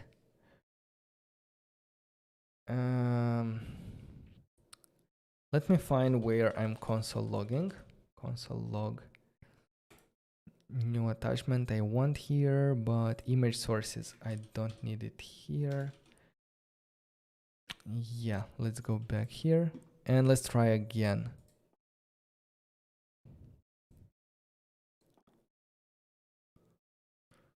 So this should be the new asset. So it has a proper chatroom ID, duration 0, height 0, that's okay. It has a message ID, which is not undefined. That's what I wanted. It has a storage key, and yeah, that's everything it needs at the moment.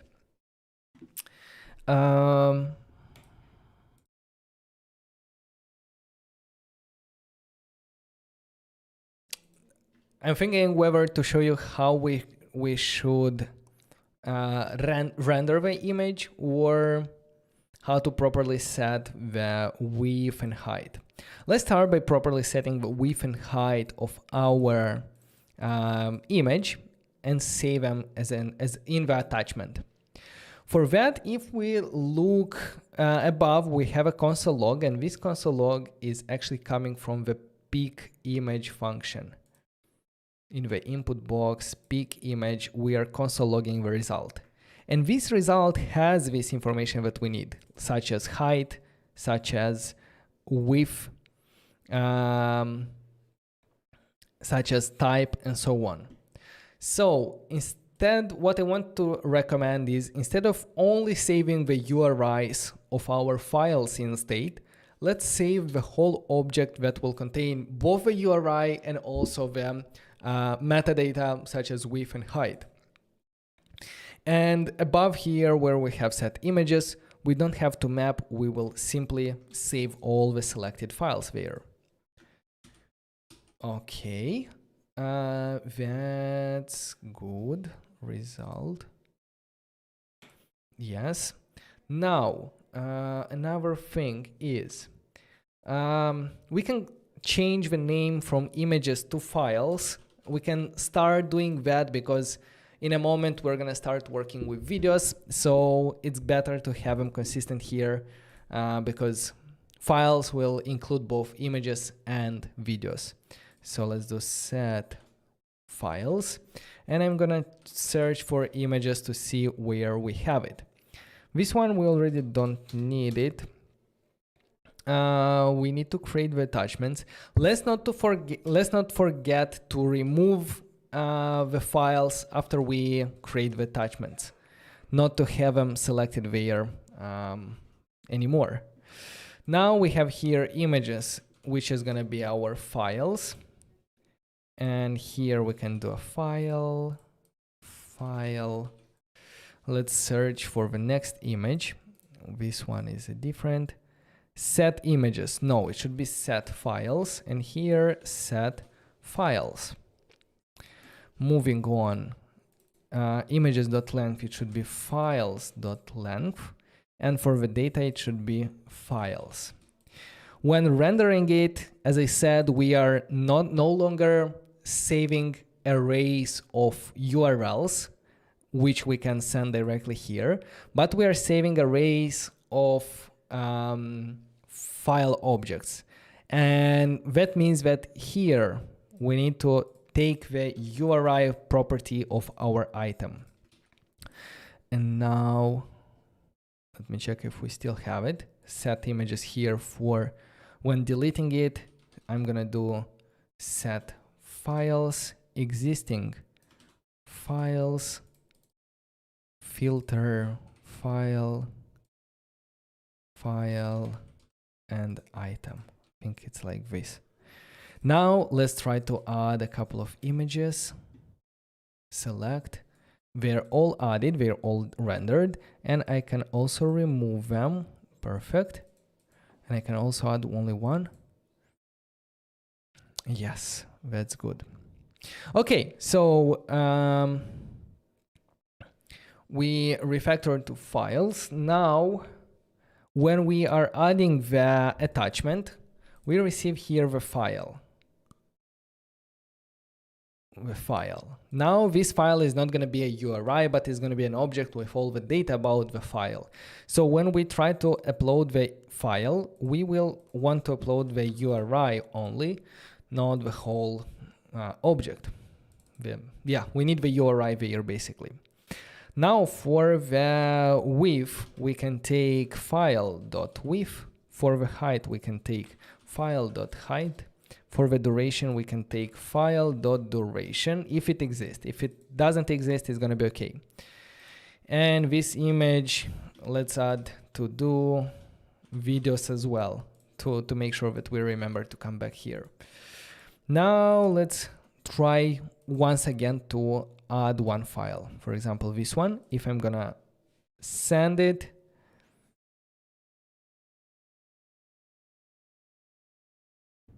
we see that the duration is undefined because it's not a video. The height is 1080. The width is 1920. It has a storage key. It has a type image. Basically, it has everything that we need for an attachment. Now, also as part of our refactoring effort is that we have to go into the message and now we're not gonna work with message.images, but we need to start working with the attachments of our message. First of all, let's see if we actually will query and will get that data here. So where are we getting the message from? Basically where we are rendering this message inside our screen, chat screen. We are rendering the message, which is coming from this array of messages. And if I check, our set messages works with the GraphQL operation list messages by chat room. So let's go ahead and the list messages by chat room. Let's open this list messages by chat room and let's see at the data that we have right now. As you can see at the moment, we take the information about the item and we take some information about the attachments, but we don't actually query the items that will give us the data about the attachments. So in order to get this data together with the messages, basically get the attachments together with the messages, we're gonna have to copy this query, list messages by chat room. Let's copy it from here. Let's go in our screens. Let's create a folder for our chat screen. Inside this folder, let's go ahead and create a file, chat screen.queries, or like chat screen queries.js. And here, let's paste this query. The next step is to move the actual chat screen file from here to our chat screen folder to have everything about the chat screen in the same folder. It asks me to update the import, so yes, let's update it. And also let's check in the navigation in the index, how are we importing the chat screen. We import from screen, chat screen folder, and we need to add here chat screen file. Okay, let's see. Chat screen. Does it need some changes here to the assets? For example, the background messages, we will not need it anymore. And if I go here, yes, everything is working as it was working before. But yeah, now we actually need to import our list messages by chat room, not from our GraphQL queries, but import these list messages, not from here, but from the this folder chat screen queries. And if I go to the chat screen queries, here we already can update this GraphQL query, because in the GraphQL folder, we shouldn't update it because it will be overridden every time we pull the backend. What we want to do is to query information about the items, information about the attachments. So I'm gonna add the items object here, and I'm gonna find like properly what fields does the attachment have. Like, let me search it like this. So here, list attachments. I can actually take with, together with the items, all of this information. Go to our screens, chat screen query. And instead of these items, I'm gonna put the items that I just copied. In this way, we are also getting like all of this information about the attachments for our message. This was the first step, and let's go ahead and let's console log here our messages. Console log. Let's do messages, and let's see if it actually works. So if I'm gonna go here,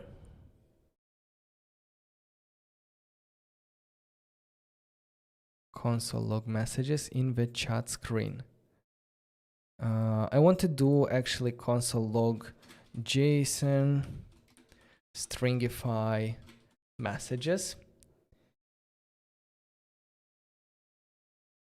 Null, and here too. Let's just check if they are there.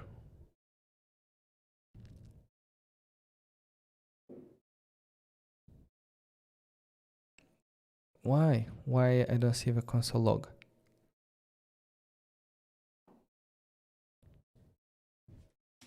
Console log. Hello.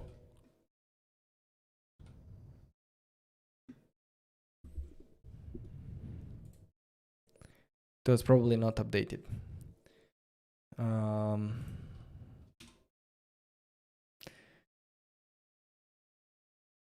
Might be problems with import. Oh my god, from the chat screen. For example, here. So many things. From the chat screen. Think it's correct. This one should be correct.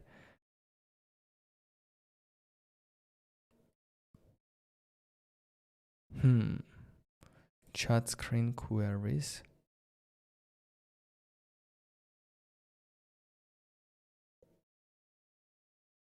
What's going on? I can, of course, stop the server and start it again. Usually that helps. Hello, Kamal. How are you doing?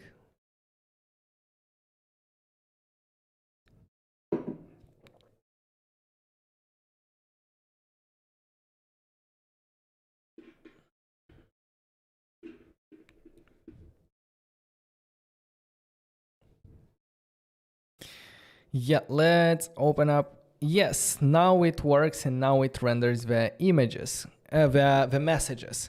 And the cool thing is that the messages contain these attachments, and most of them have items 0, but the first ones here, they should actually have attachments. And we see that this one has one attachment with a storage key. This one has also one attachment and so on. So in our message component here, instead of working with message.images, basically everywhere we're working with message.images, we should work with message.attachments.items. And this one probably should be, no, I think it should be like this. So now it's not going to be download images, it's going to be download attachments. Let's call download attachments. And if message.attachments.items.length is more than 0, then the URIs will be await promise again attachments.items.map. But the way I did it, so let's see. For the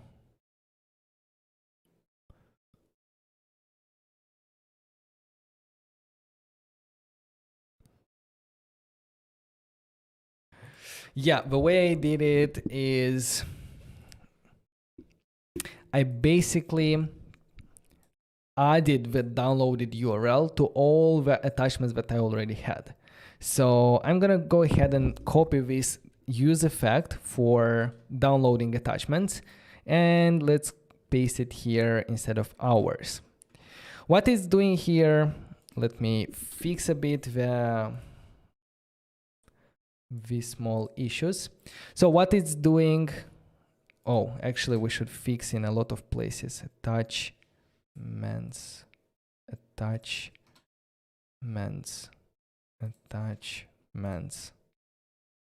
Make sure you don't have any typos as I did. And yeah, like here we are checking if we have attachments, and if we have, then we're gonna try to download every attachment file that we have. So for that, because we have an array of attachments, we're gonna map through them, and for every attachment we're gonna first get the file using storage.get and the storage key of that attachment, and after that is done, we're gonna simply add that URI to everything that we already have about the attachment. So here we're simply adding one more field to every object in our array of attachments, and then waiting for all of them to complete, and finally setting them in the state. So our state, instead of image sources, it should be already const downloaded attachments, and set downloaded attachments use state like this. So let's see where we want to display them. Well, we want to display them here instead of image sources. We will check if download attachments is more than 0, then we're gonna loop through them and render them. Let's see if it actually works. Undefined is not an object. Message attachments. Here I had one more mistake.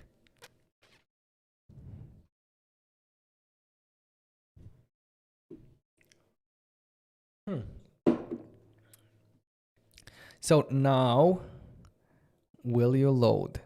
Image sources, can find variable image sources. Let's see where do we still have image sources. Image sources. Yeah, this one should be attach. Download attachments. Downloaded should be, I will gonna leave it like this. Again, where? So images should be, images should be our basically download attachments because they have a URI. I can simply do a mapping so that we only get the URI. We only get the URI and we only return the URI without giving it like more than it needs. So let's see. Rendering it. Tell me that it works, please. Not fully, but why? Because image wants to render the image source, but our image source now is a URI image source.uri like this. And it properly renders, and if I press it, renders it here as well. And if I'm gonna send more attachments with my message, I hope that I will see all of them. And let me refresh, because at the moment it's not gonna update automatically the attachments. And then I'm gonna cover that in a moment. So if I check here, it's loading and I see all of them properly. Okay, that's good. I think that we are done with refactoring images to work as attachments. Now you can go ahead and from the data, you can even remove from the message. You can even remove images because we don't need them anymore. We are working with attachments for both images and videos. In the next step, we're gonna go ahead and implement videos. But before we do that, give me 1 minute and I'm gonna be right back.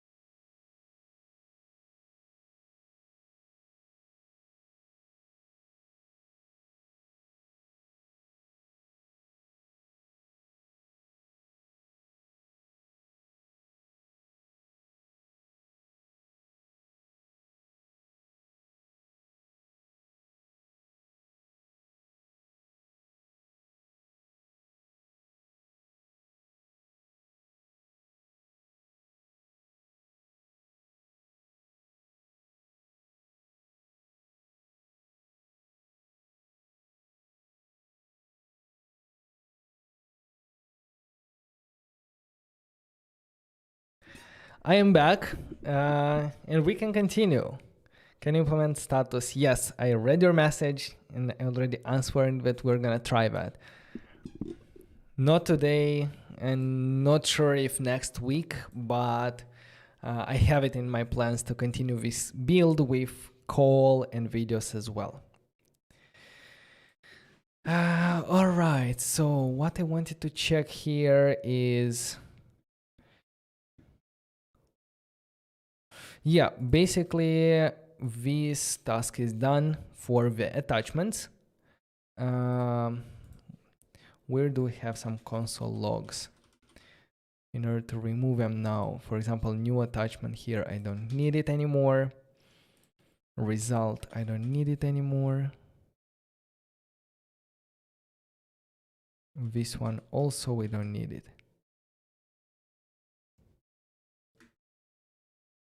Okay, that's good. Let's add everything.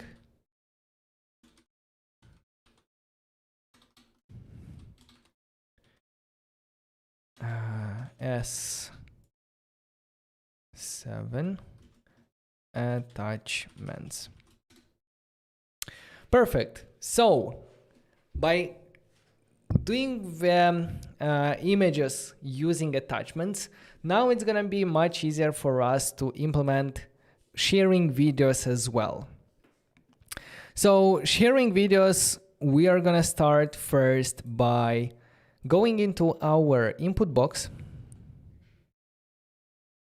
Where is components? Our input box is here. And when we launch the image library, we want to be able to select multiple media types. Not only images, we want to select videos as well. So the first step is to add all here. Now let's have a look at what's gonna happen if I'm gonna select a video. Well, it's gonna display it that thing I was kind of surprised, because this is an image, this is a URL to an image. We are rendering it into a simple, this is a video, it's a URL to a video. We are simply rendering it into an image, and it simply renders the first frame. I thought that an image is not gonna render, and video is not gonna render in an image, but actually it works, so we are good on this side. Now, what else? Yeah, before I actually try to send this, I want to fix this thing. When we add an attachment, at the moment, we are always setting that this is an image type. What I want to do is to check if it's an actual image or a video. Our file that we selected, it has a type. It has a type, and it's going to be either image or it's going to be video. In our case, we want to map an image to an image with all caps, and a video to a video. And this is going to be our object types, basically, is equal. That is a very weird way of defining an object. I don't know why I did it that way, but I wanted it to be clear, and probably I did it even worse. But yeah, like we have these object types, and using the file.type, we can map types. File.type.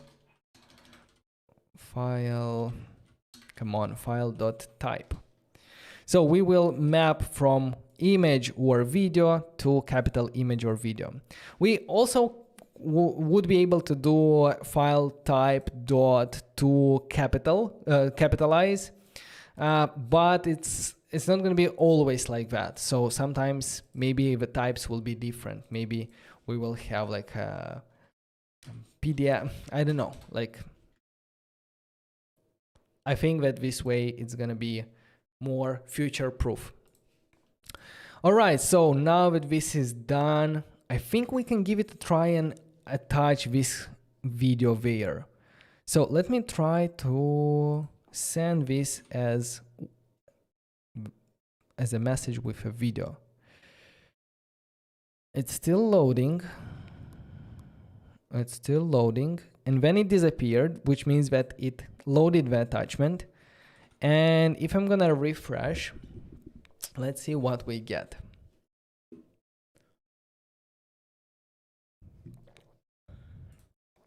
If I will go there, we have a video. But the video, I don't think it's gonna render anything, or it might render the first frame after it's downloaded. But probably it's not gonna be rendered. And the thing is that we need a library to be able to play videos in our application. We're gonna use the library from Expo called Expo AV that allows us to work with audio and video very nicely.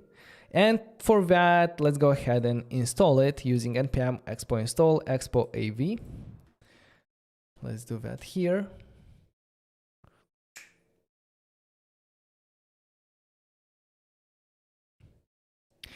I just joined. Are these stickers? No, these are images. It's the only images that I had here. So.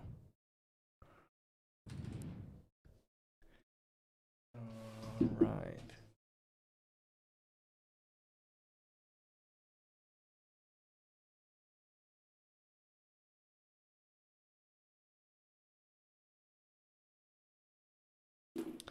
Okay. Now that we have that Expo video, what we can do is we can render a video based on its URI. So let's copy this component from here. Let's go ahead in our message component index. And when we try to render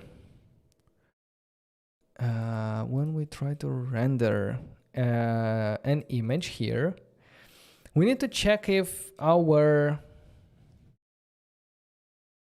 attachment download attachment.map here should be attachment, because it's gonna make more sense. Here should be attachment, and we need to check this. We want to render this image only if attachment.type is equal to image. We want to render this one. Otherwise, I'm gonna do it this way. Otherwise, I want to render the... Wait a second. Where is it? It's here. Too many parentheses. Otherwise, I want to render a video. So based on the attachment type, I conditionally render either an image or a video. Sorry. So we have here use native controls. For the source is going to be attachment.uri. That's correct. Should play, we want to pose it by default. For the width, it's going to be max container width. Is it? It should be image container width, not max. Image container width. And here as well, image container width.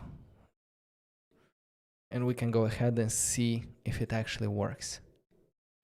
Video is not defined yet because we need to import video. Import video from Expo AV. Expo AV, like this. Now, if I'm gonna go here, we see a video there. It's paused, but I can play this video, and I can also make it full screen, and I can play it, and it actually works. Oh, it actually works. So that's a win. That's a success for us. I'm thinking already for the next steps. I'm thinking that at the moment, like everything that is happening here with attachments to be rendered with a message component, it's a bit messy and not very future-proof, because at the moment we only can render two types of attachments, but maybe in future we're gonna have like more types of attachments. So what I want to probably do, not sure how good of a how easy it's gonna be, but I want to extract different attachment types to their own components. So for example, in the component message, inside this message component, I'm gonna create a new file for the image attachment .tsx. Let's generate a empty component here, React Native functional export. And in the return statement here, let's go ahead and render this pressable, because this is about an image component. Let's go ahead and import pressable. Let's import image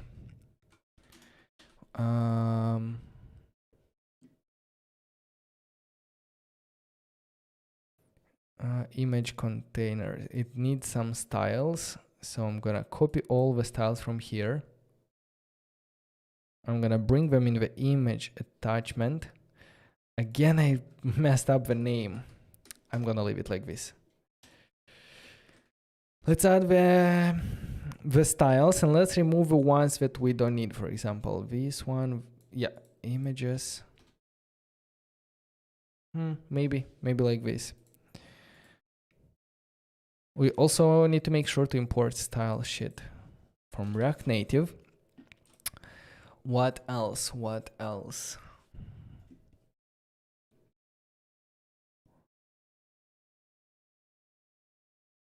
Image attachment.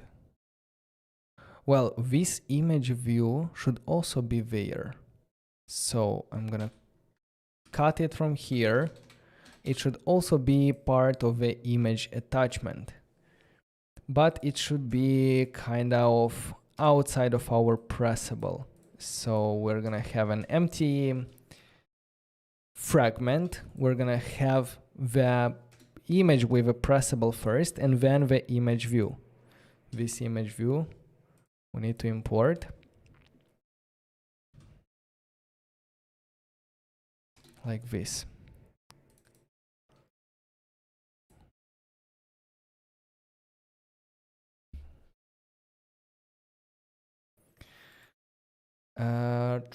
Image attachment.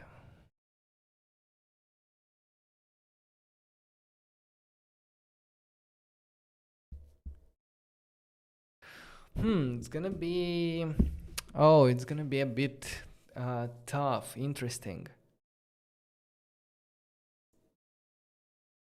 Image.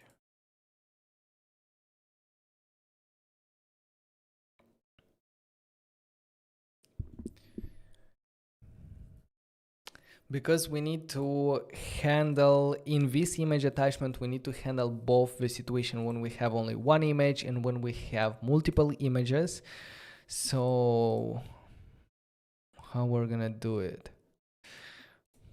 It's tricky because I don't know how WhatsApp is actually doing when you have multiple types of attachments. For example, an image and a video. Let me try to see how that would look. Photo and video library, and if I'm gonna send a video,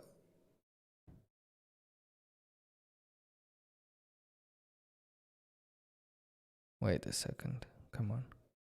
If I select this one and the video,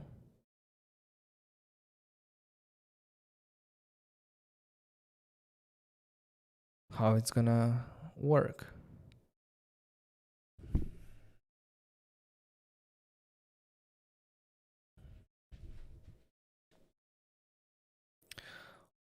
Oh, if I select a video and a photo, they are sent as two separate messages. And only if I select multiple photos, they are displayed as 1.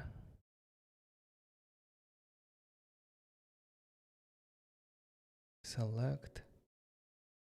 Let's select one more.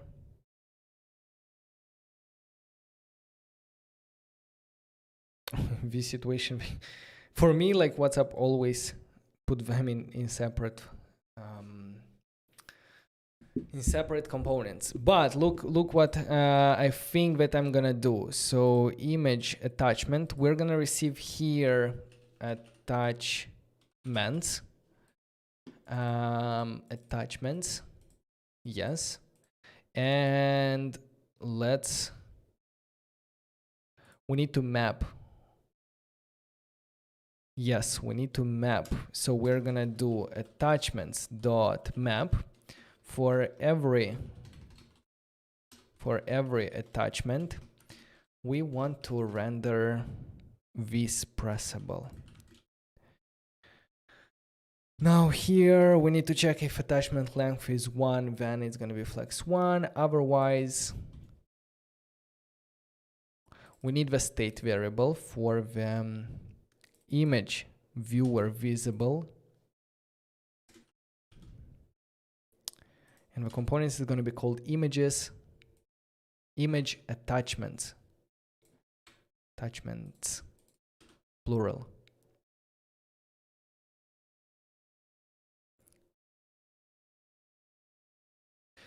Okay, what's next? Source is attachment.uri, attachments, that's good. This is attachments, good. Use state, we need to import it from React, like this.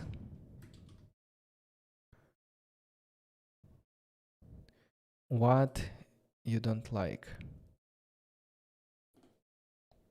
Oh, it's TSX. It should be GS. I don't know what happened there. All right. So this is a component that will handle rendering one or multiple images. So how we're gonna use it here? Well, we don't need any more.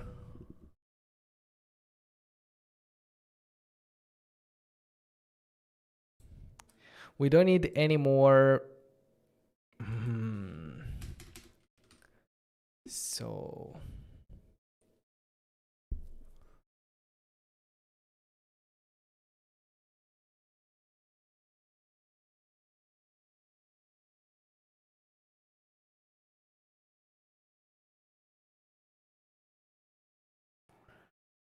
look what I am thinking. I don't know, to be honest. So download attachments. Of course, I can start it like this. Image container with style images. I can start by doing image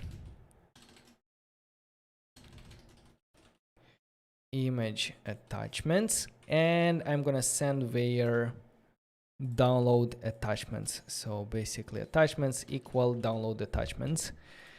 And in this situation, I'm not going to need this part of rendering the image. I only need the rendering of video, but this one I will keep it like this for a moment.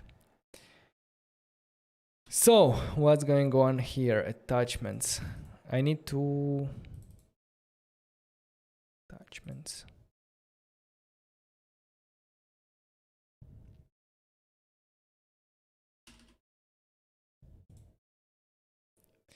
Let's go.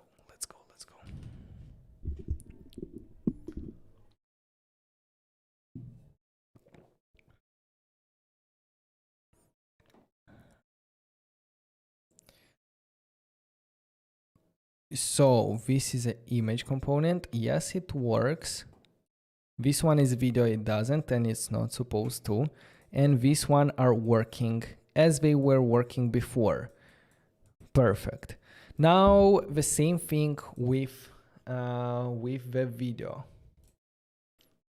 So we're gonna have a new file, video attachments.js, and here let's do React Native functional export, and I'm gonna copy the video from here.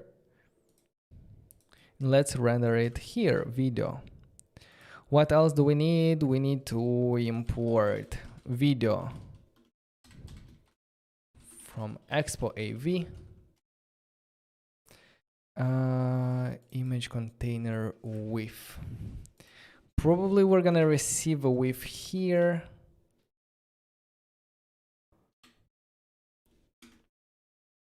And attachment, right? Attachment.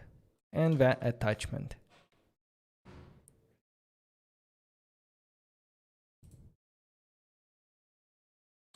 With.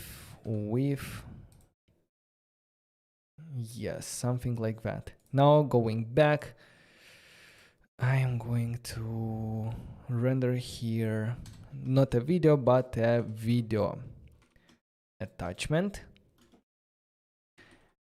For the attachment, I'm gonna send this attachment, and for the with, I'm gonna send image container with. Now, will it work with the videos as well? No, because I'm looping for all of them here. So what I can do actually is I can split my attachment in image attachments equal download attachment dot filter attachment only if the type is equal to image, and the same way I can filter video attachments video. So in the first one with image attachments, I'm gonna send here only image attachments, and here I'm gonna loop through only video attachments. But instead of looping here, let's loop inside the video attachments. So let's simply send all the video attachments there. And in the video attachments, let's go ahead and do attachments, which should be plural, dot map. And for every attachment,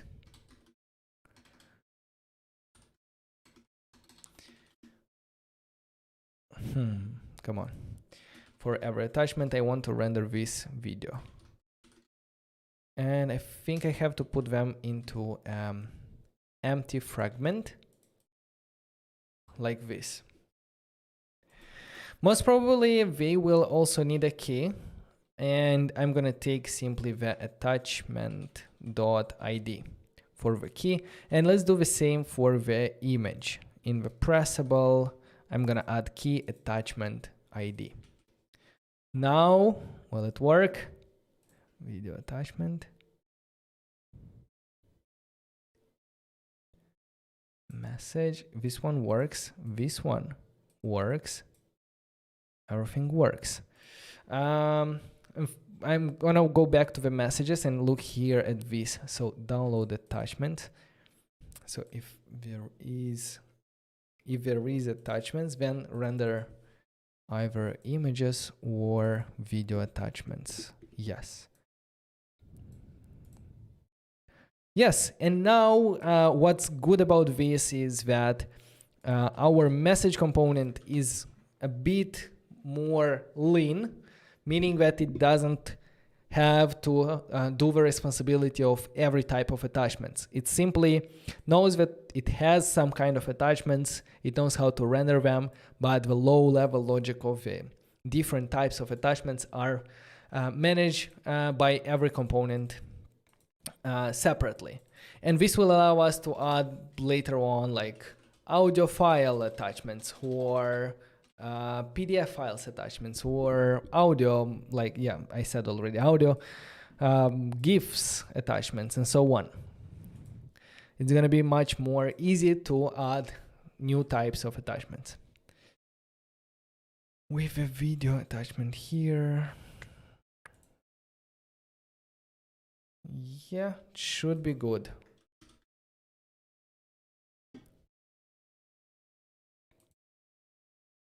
I'm wondering what's going to happen if I'm going to have multiple videos or a video and 2 photos. What's going to happen then? Let's try. I wonder how it's going to look. And now if I'm going to refresh,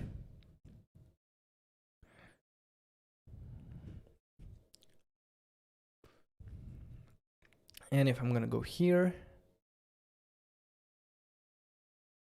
it works. It displays the images, only images here, good, and separately displays the video as well. It works actually better than I expected. Okay. So we're done with these S8 videos. We saw how we can add and send videos in the application. So let's go ahead and add everything. Git commit -m S8 videos. And I want to show you a couple of things to improve a bit the user experience. One of the problems that I want to showcase is the problem that when we send a message with attachment, when I send this message with attachment, it is going to be sent, but the attachment is going to be missing there. It's not going to be there. And why is this happening? Because we are listening in the screens, chat screen. As you can see here, we are listening to new messages, but a new message does not include its attachments. A new message is simply, like contains information about the message itself, like the text and when it was posted, but attachments are relationship to messages. So what we can do here is we can subscribe to, it's a bit challenging and it's a bit tricky, but my idea is to subscribe to new attachment events and filter based on this chat room ID, basically receiving only the new attachments that are created for this chat room, and then finding the message that it belongs to and attaching it there. So for that, we have here subscribe new messages. Let's go ahead and add another subscription here for subscribe to new attachments. Subscription attachments. Let's make sure to unsubscribe here. So for that, we need to define the body and do unsubscribe for this one as well. Subscription attachments. We're going to do a GraphQL operation on create attachment. Using the filter chatroom ID equal to chatroom ID, and the filter is going to be the same. So if I look at the on create attachment subscription, the filter should have chatroom ID. So this is actually a new feature of Amplify, of being able to filter using your subscription and to subscribe only to the specific data that you need. Before it wasn't possible, so they actually announced it previous week. So it's really nice to be able to filter. So filter, subscribe, next, value. Let's go ahead and console log this value. Console log. Let's do new attachment. And here let's console log the value itself. So if I look here, And if I'm gonna try to, yeah, let's try to send one. Hey, let's try to send. The message is there, and we have new attachment, data on create attachment, and here is all the information about the attachment, including the message ID. Based on this message ID, we need to go ahead and find the message where the attachment belongs to. So for that, we're gonna actually use the set messages, existing messages, and we want to do what? We want to find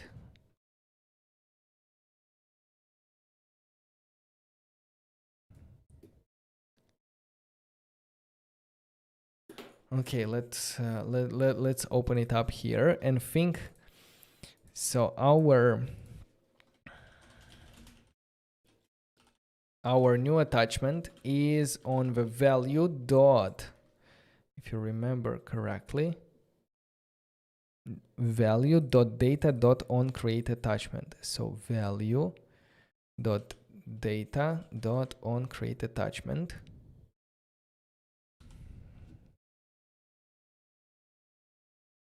And new attachment has a message ID, and we need to find the message based on that ID.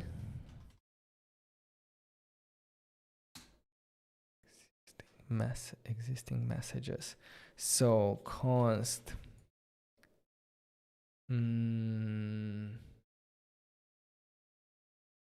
how to easier do that? That's the question.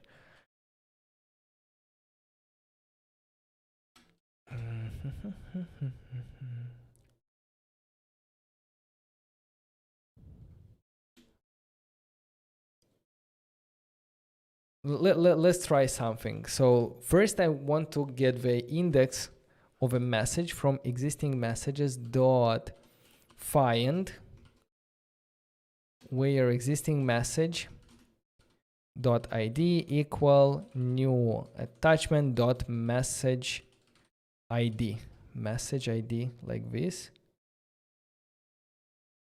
hopefully. So we're gonna find the index, and then no, this is actually the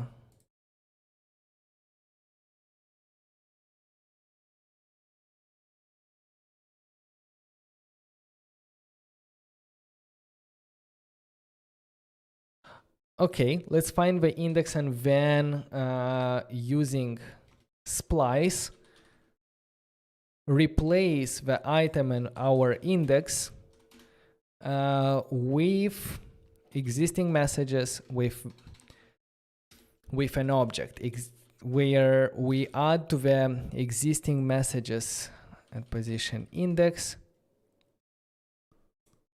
we add the attachments.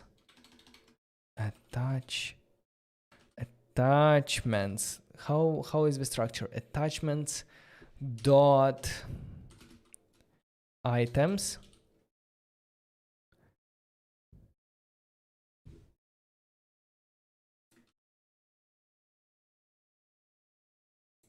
oh my god, it's so complicated. I mean, confusing. So we need dot attachments dot items, and we will add here the new attachment. Whew, that was kind of complicated and probably not correct, but let's see. So if I'm gonna send a new file here,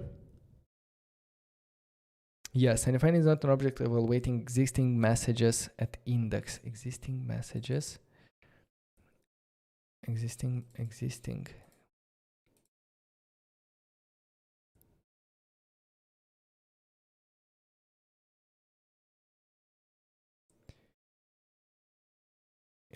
messages index dot attachments.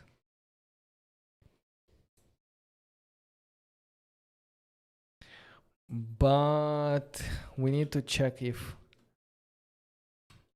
index, oh, it shouldn't be find, it should be find index.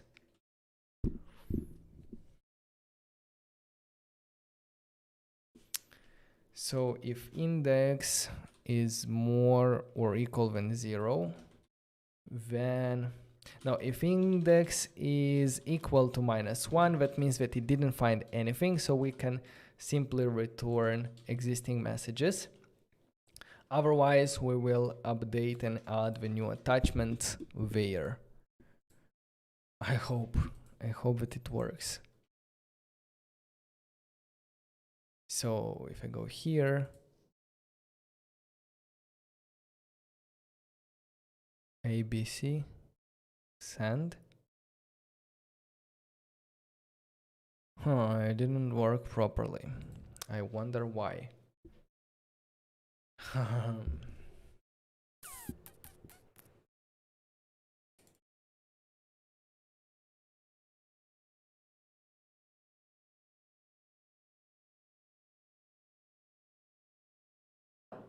Now let's actually find the items. So message to update equal existing messages, find, let's find.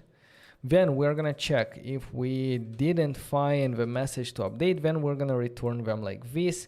Otherwise, our message to update dot attachments dot items dot push, we're gonna push the new attachment. But we should also check like if these items are not there, if these items are not there and we need to take them safely, then we need to add them there as an empty array. And then we will push them. And we will return, what are we gonna return? Now this message to update, we need to put it back into the existing messages.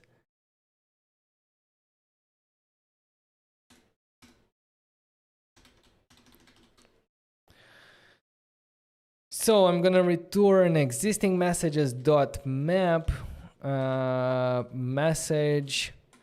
If this message is the one that I want to update, .id, then I will return the message to update. Otherwise, I will return the message from here.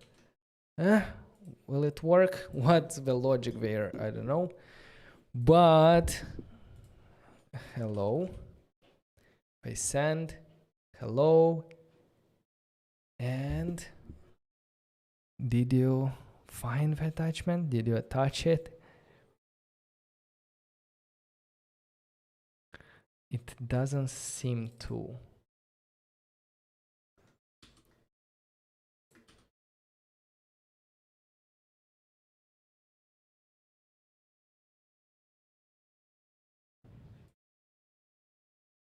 Wait a second, something happened, but I'm not sure if exactly what I needed.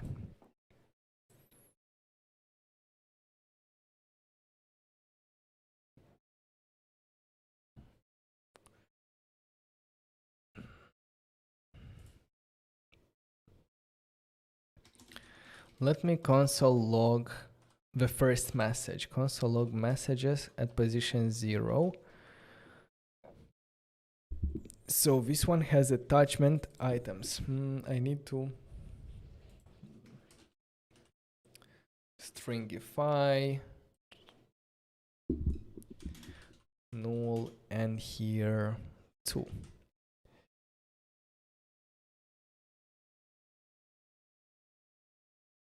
Okay, this is the last message. It has attachment, it has items. But if I'm gonna send one, this is the one. It has, where? This is the object. It doesn't yet have attachments. That's correct, because we didn't add them yet. And after that, attachments, items.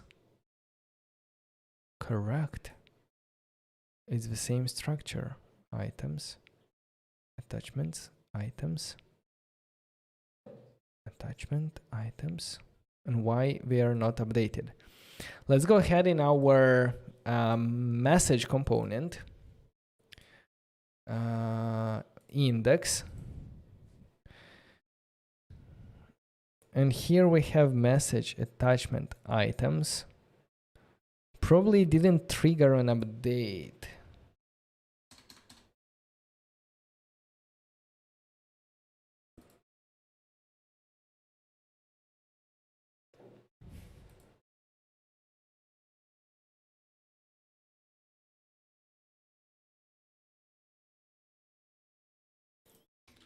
Console log.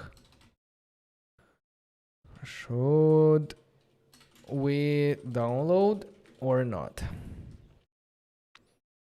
Okay, we will see it a lot of times.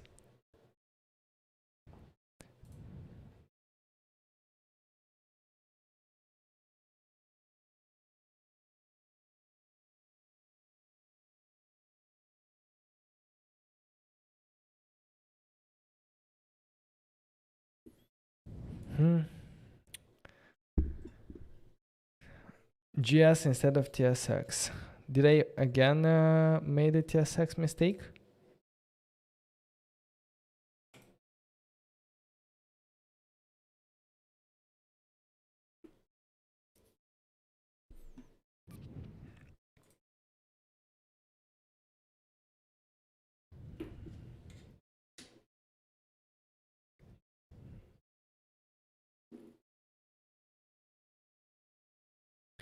So what's happening here with our images?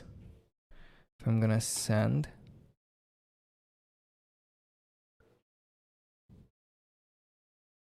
it has items. Why you're not downloading? So what's happening here? Should we download attachments?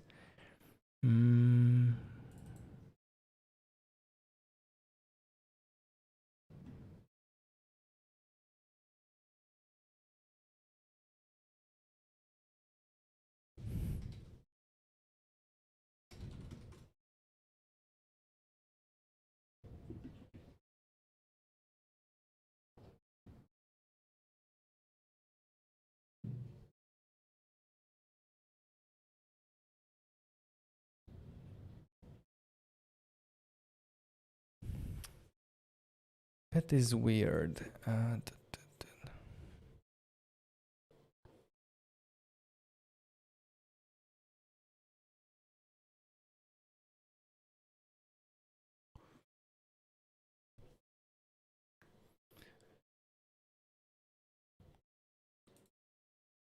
Message attachment.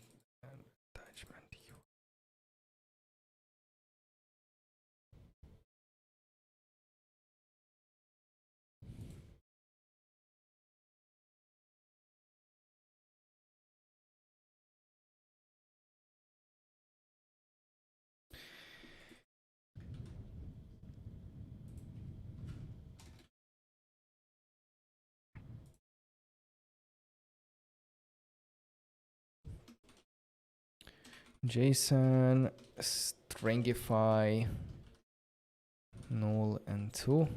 And let me check where else I'm console logging. This one doesn't give us a lot of things. And this one, it's gonna be too much for us. Let me go into chat room with not a lot of attachments, and let's try here.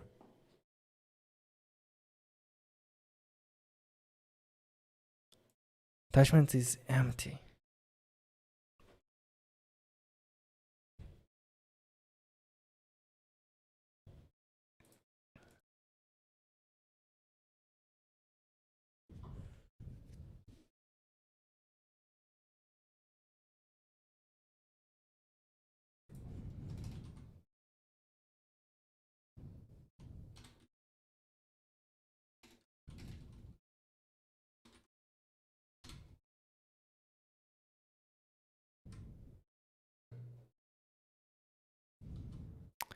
Okay, it's gonna take some time to debug this issue, but I think we're gonna get there. URI, it actually has a URI.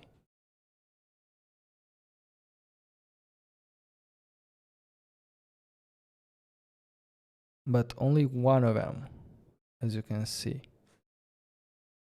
Only one of them.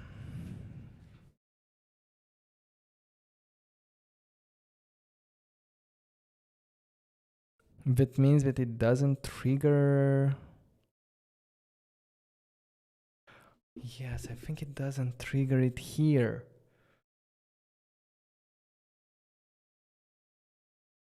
Oh, can't wrap my head around this.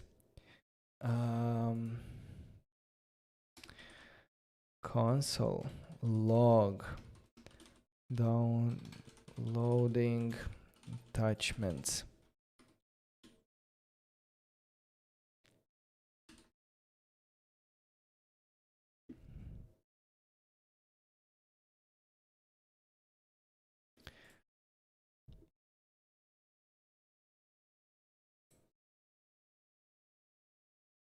Downloading attachments in empty.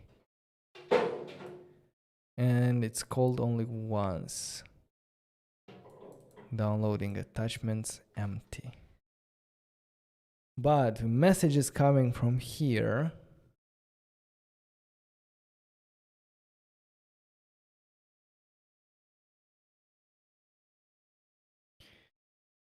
Message attachments.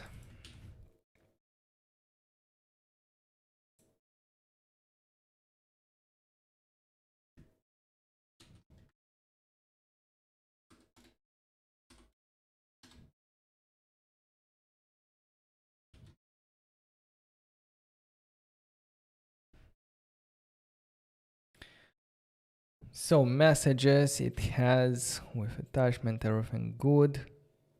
Now if I'm gonna do one more.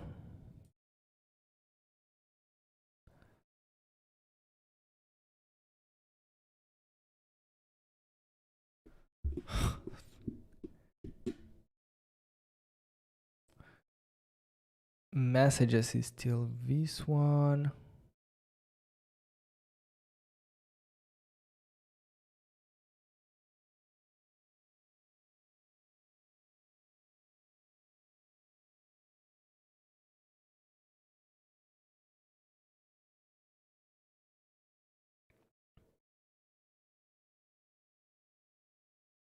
I don't understand. Messages.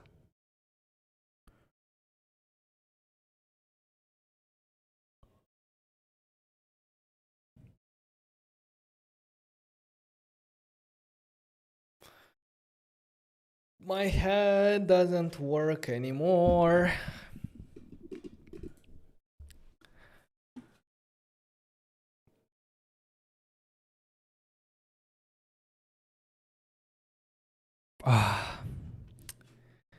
So, I don't have any water. That's bad.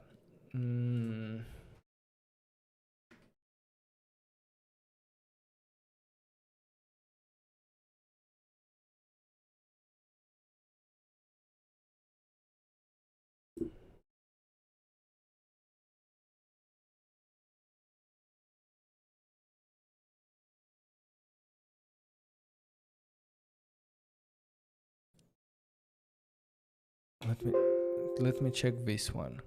No, this is still the old one.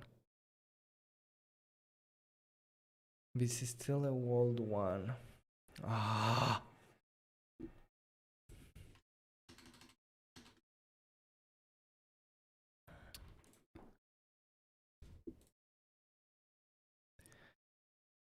Okay.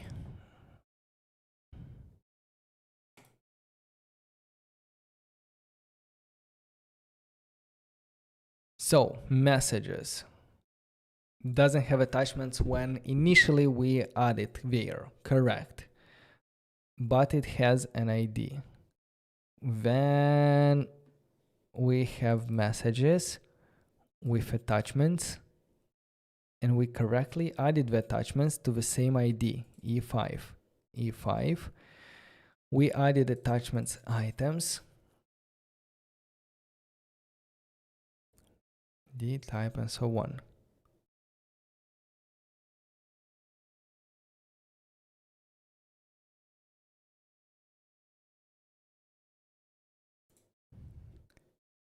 And this item goes here to the message, and it should trigger this one, but it doesn't. Message.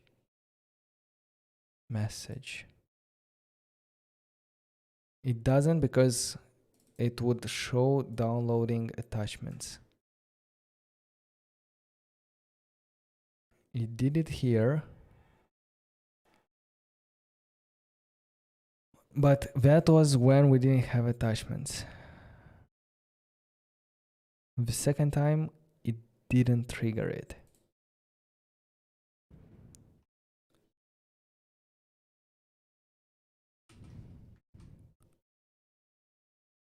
Let's try again. So we choose this picture, we send it. The first time it's not gonna have attachment, then it's gonna have attachment.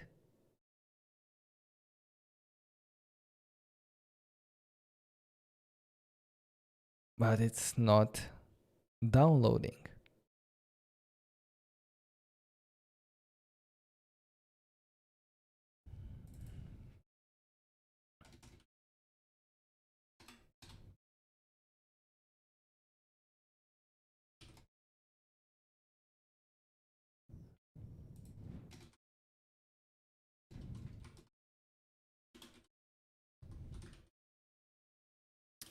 So let's see what message prop do we receive here. Maybe something is wrong there.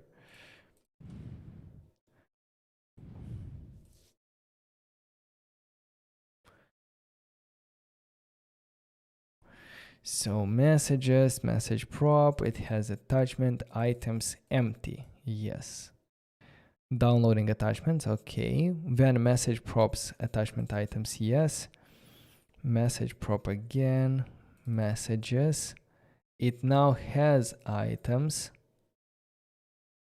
And here, yes, it has items. But it doesn't download.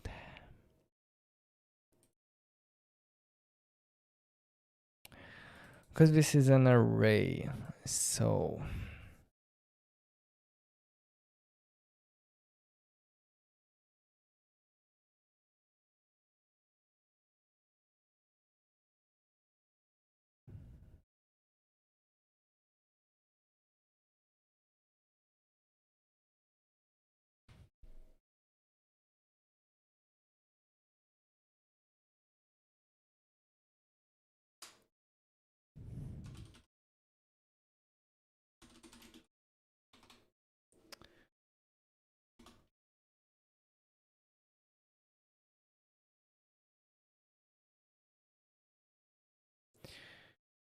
okay, we're recommending to stringify the dependency because it's an array. So stringify.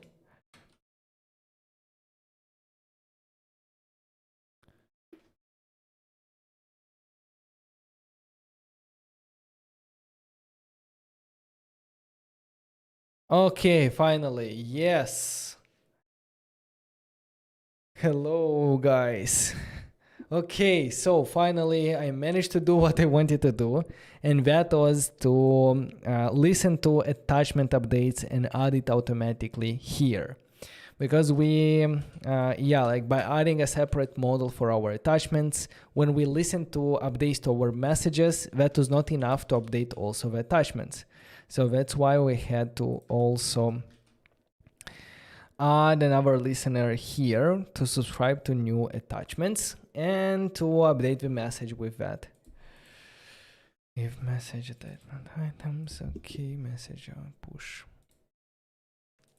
Yeah, this function is probably overcomplicated and you can optimize it, but after 3 hours, my head is already not working. I'm happy with how it turned out. Let me try to add 2 images and let's do hello. And let's try to send it. Now it's gonna do hello and it's gonna add both images there and we can right away scroll through them. I never figured it out myself. Yeah, it was a bit weird. I couldn't see that the dependencies in an array, and in this situation, it's not checking every item in that array. It's just comparing the reference to arrays, and the reference to the array remains the same. We just add a new item. So that's why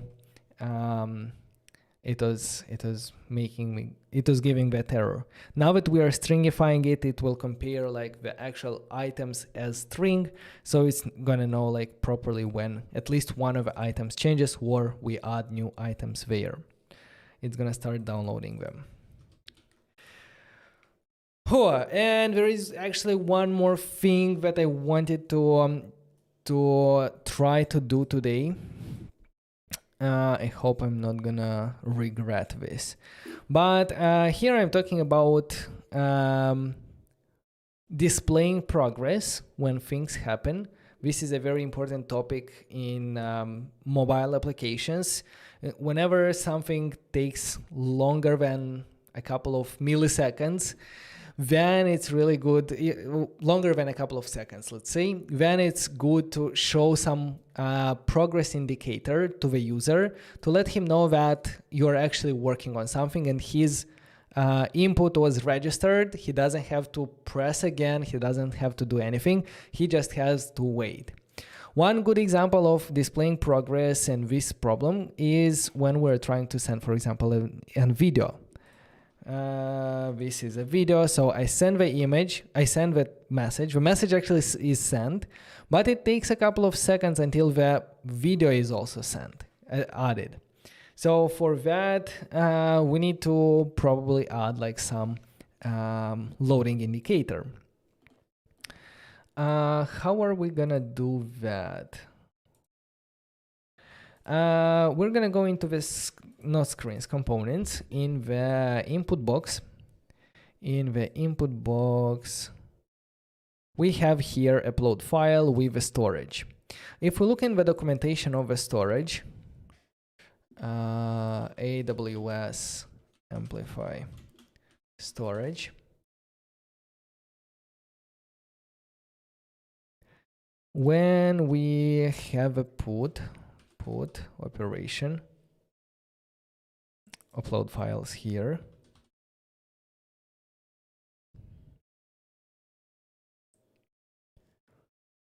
we will see that we can send some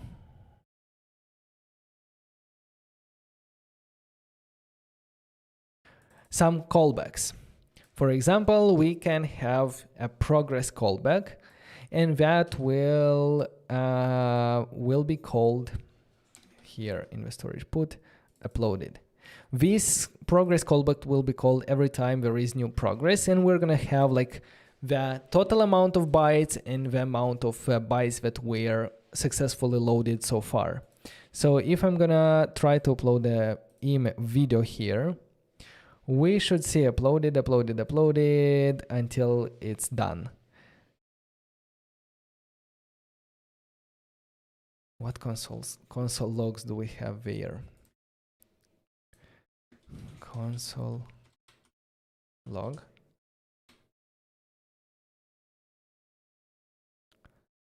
JSON stringify. This one I don't need it anymore. Yeah, everything good now. So we're, yeah, here, uploaded. So as we can see, the second one is the number of bytes, the total number of bytes of a file, and the first one is the uploaded number of bytes. So based on these two properties, we can save it somewhere, this property, and display it on the screen as a loading indicator or as a progress bar. What do we want to do? Input box. So upload file.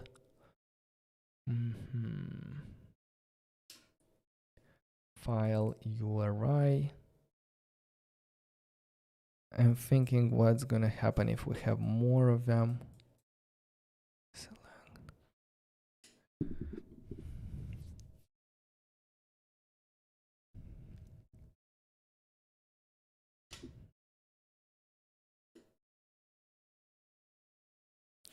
I'm thinking about the UI at the moment, how to render this progress indication. And I'm thinking that files flat list. Here with the image, I will probably render, I don't know, a view on top. I'm gonna be very scrappy about it. And I'm gonna do a text with percentages of how much it was. 58%, for example.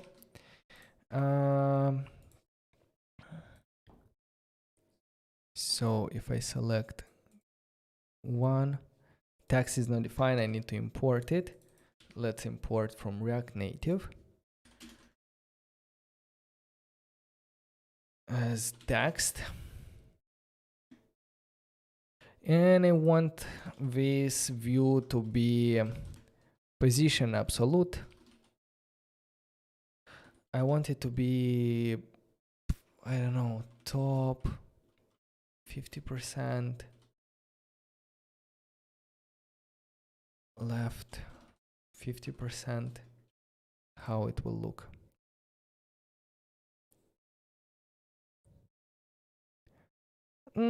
Something okay, like it's not perfectly in the center. Probably auto is not gonna work. I'm gonna keep it like this. I'm gonna also add a background color. RGB A. I need a grayish color, I don't know.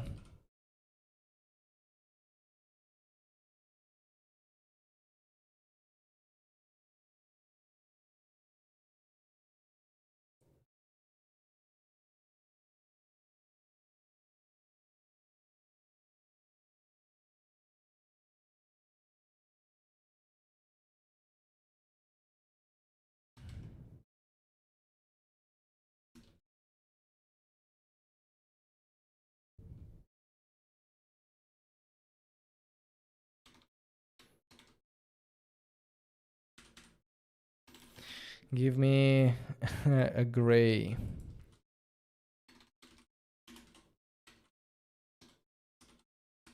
I said I'm not gonna spend too much time and now I'm searching for colors. So I want to add also some transparency there. I want to add some padding, like 5. I want border radius 50. And now, yes.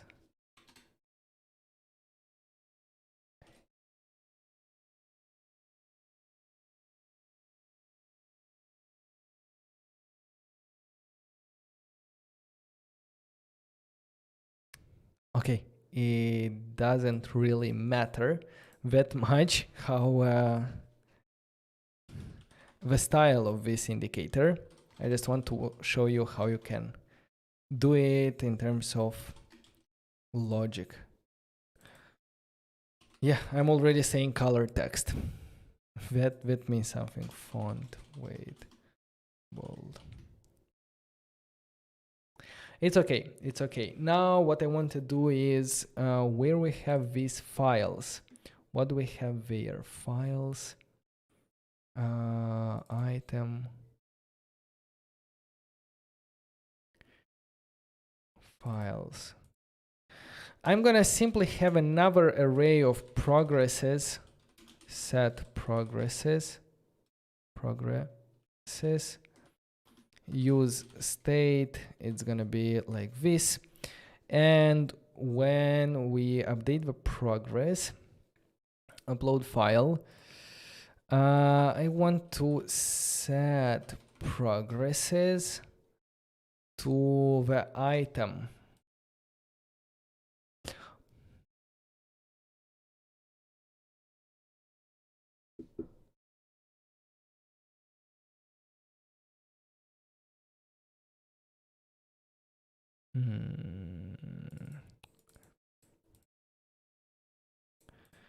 Here I will need index as well, so add attachment.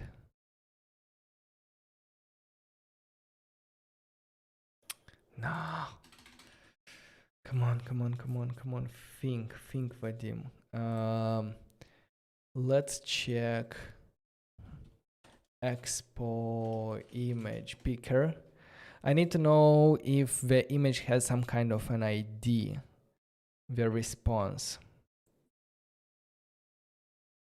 Image info, asset ID, the unique ID that represents the picked image or video. If picked from the library, it can be used by Expo to manage the picked asset.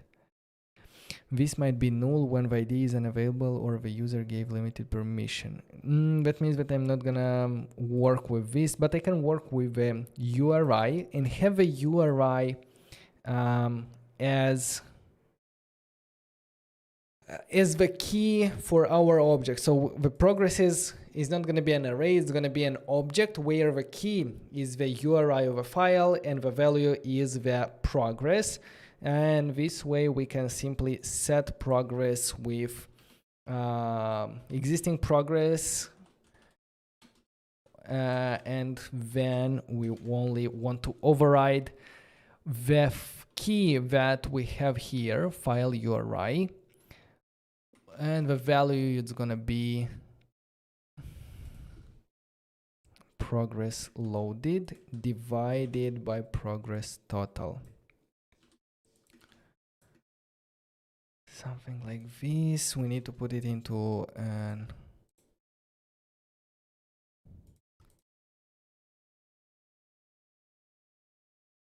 and now here instead of 58, let's try to take progresses at position item.uri.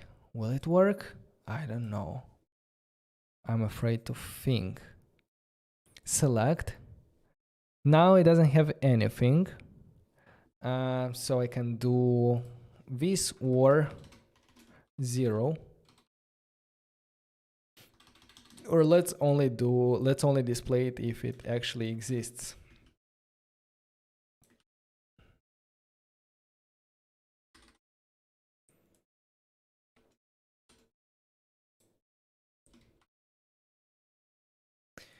So if I simply select them, nothing shows, but if I press here,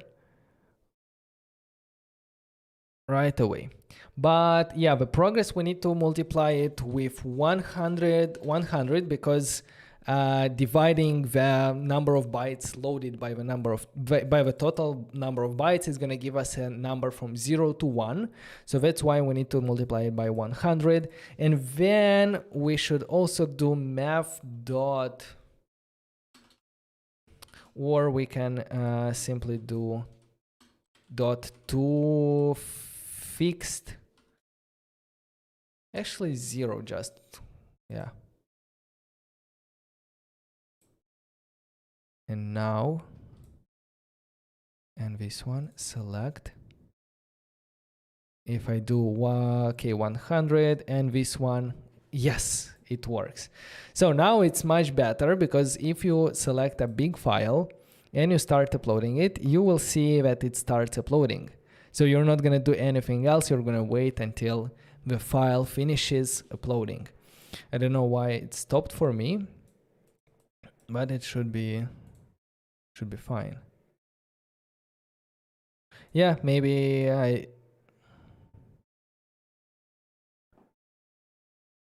what happened with my emulator.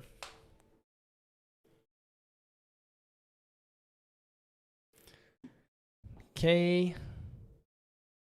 So if I'm gonna try to send this one more time, it's gonna start 70, 90, 98, 100, and that's it.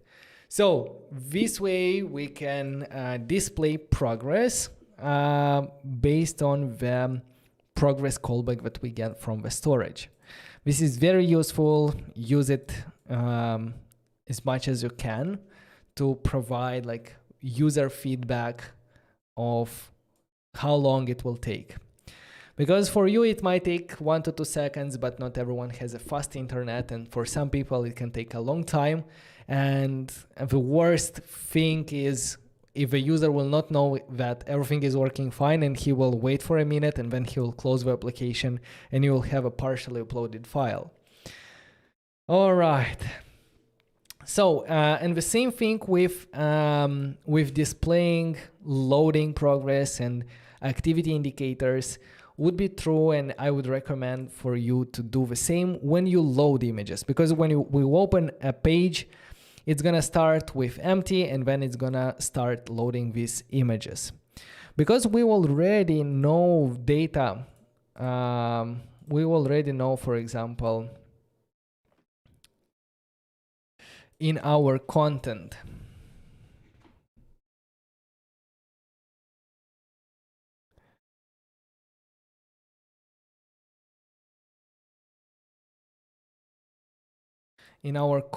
attachments, because we already know the width and the height of images that we're sharing, you can basically, without having to download the image, you can know what's going to be basically the height and the width of the image that is going to be uploaded later.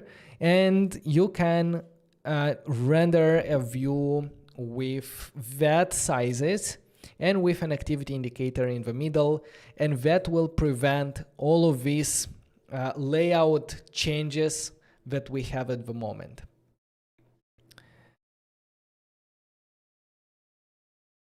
So that's gonna be your homework, and actually I'm gonna add it here, homework.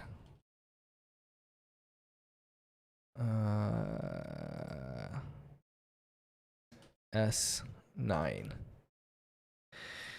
So add to do. Add activity indicators for images, for attachments.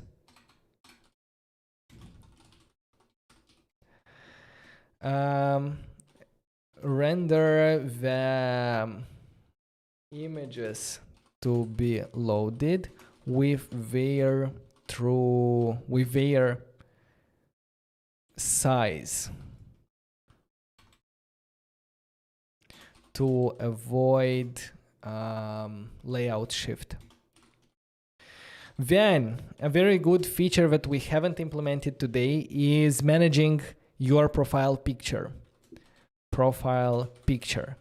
We learned how to work with images, we learned how to upload images, how to update some messages, to add an image. So your homework would be to do the same for profile picture.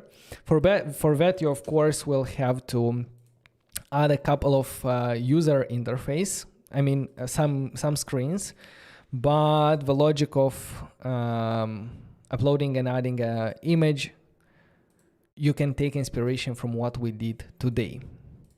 And I'm gonna try to add more things that you can improve on with the storage here. I'm gonna go ahead and do git add git commit -m refactoring. Yeah. And I'm gonna go ahead and push everything to origin. And if you follow the link in the description below of the source code, you're gonna have access to everything that we have built today. All right, guys. Thank you very much for being here with me till the end. Why I'm recording. Thank you. Yeah, thank you very much for being here with me till the end. I'm super tired, but I'm super happy with everything that we managed to build today.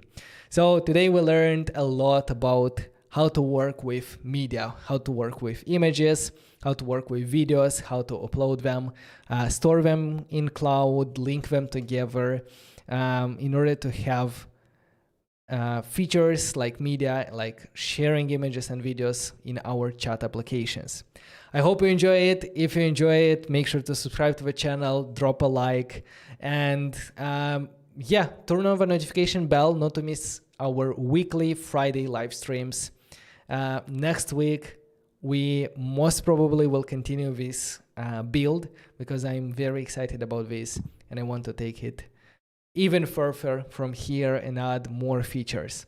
For that, I need your help. Let me know in the comments what other features you'd like us to build in the next episodes, and we will take into consideration and we'll try to build features that you want to see in this application. With that being said, it was a nice week. It was a nice live stream. Bye, guys. Have a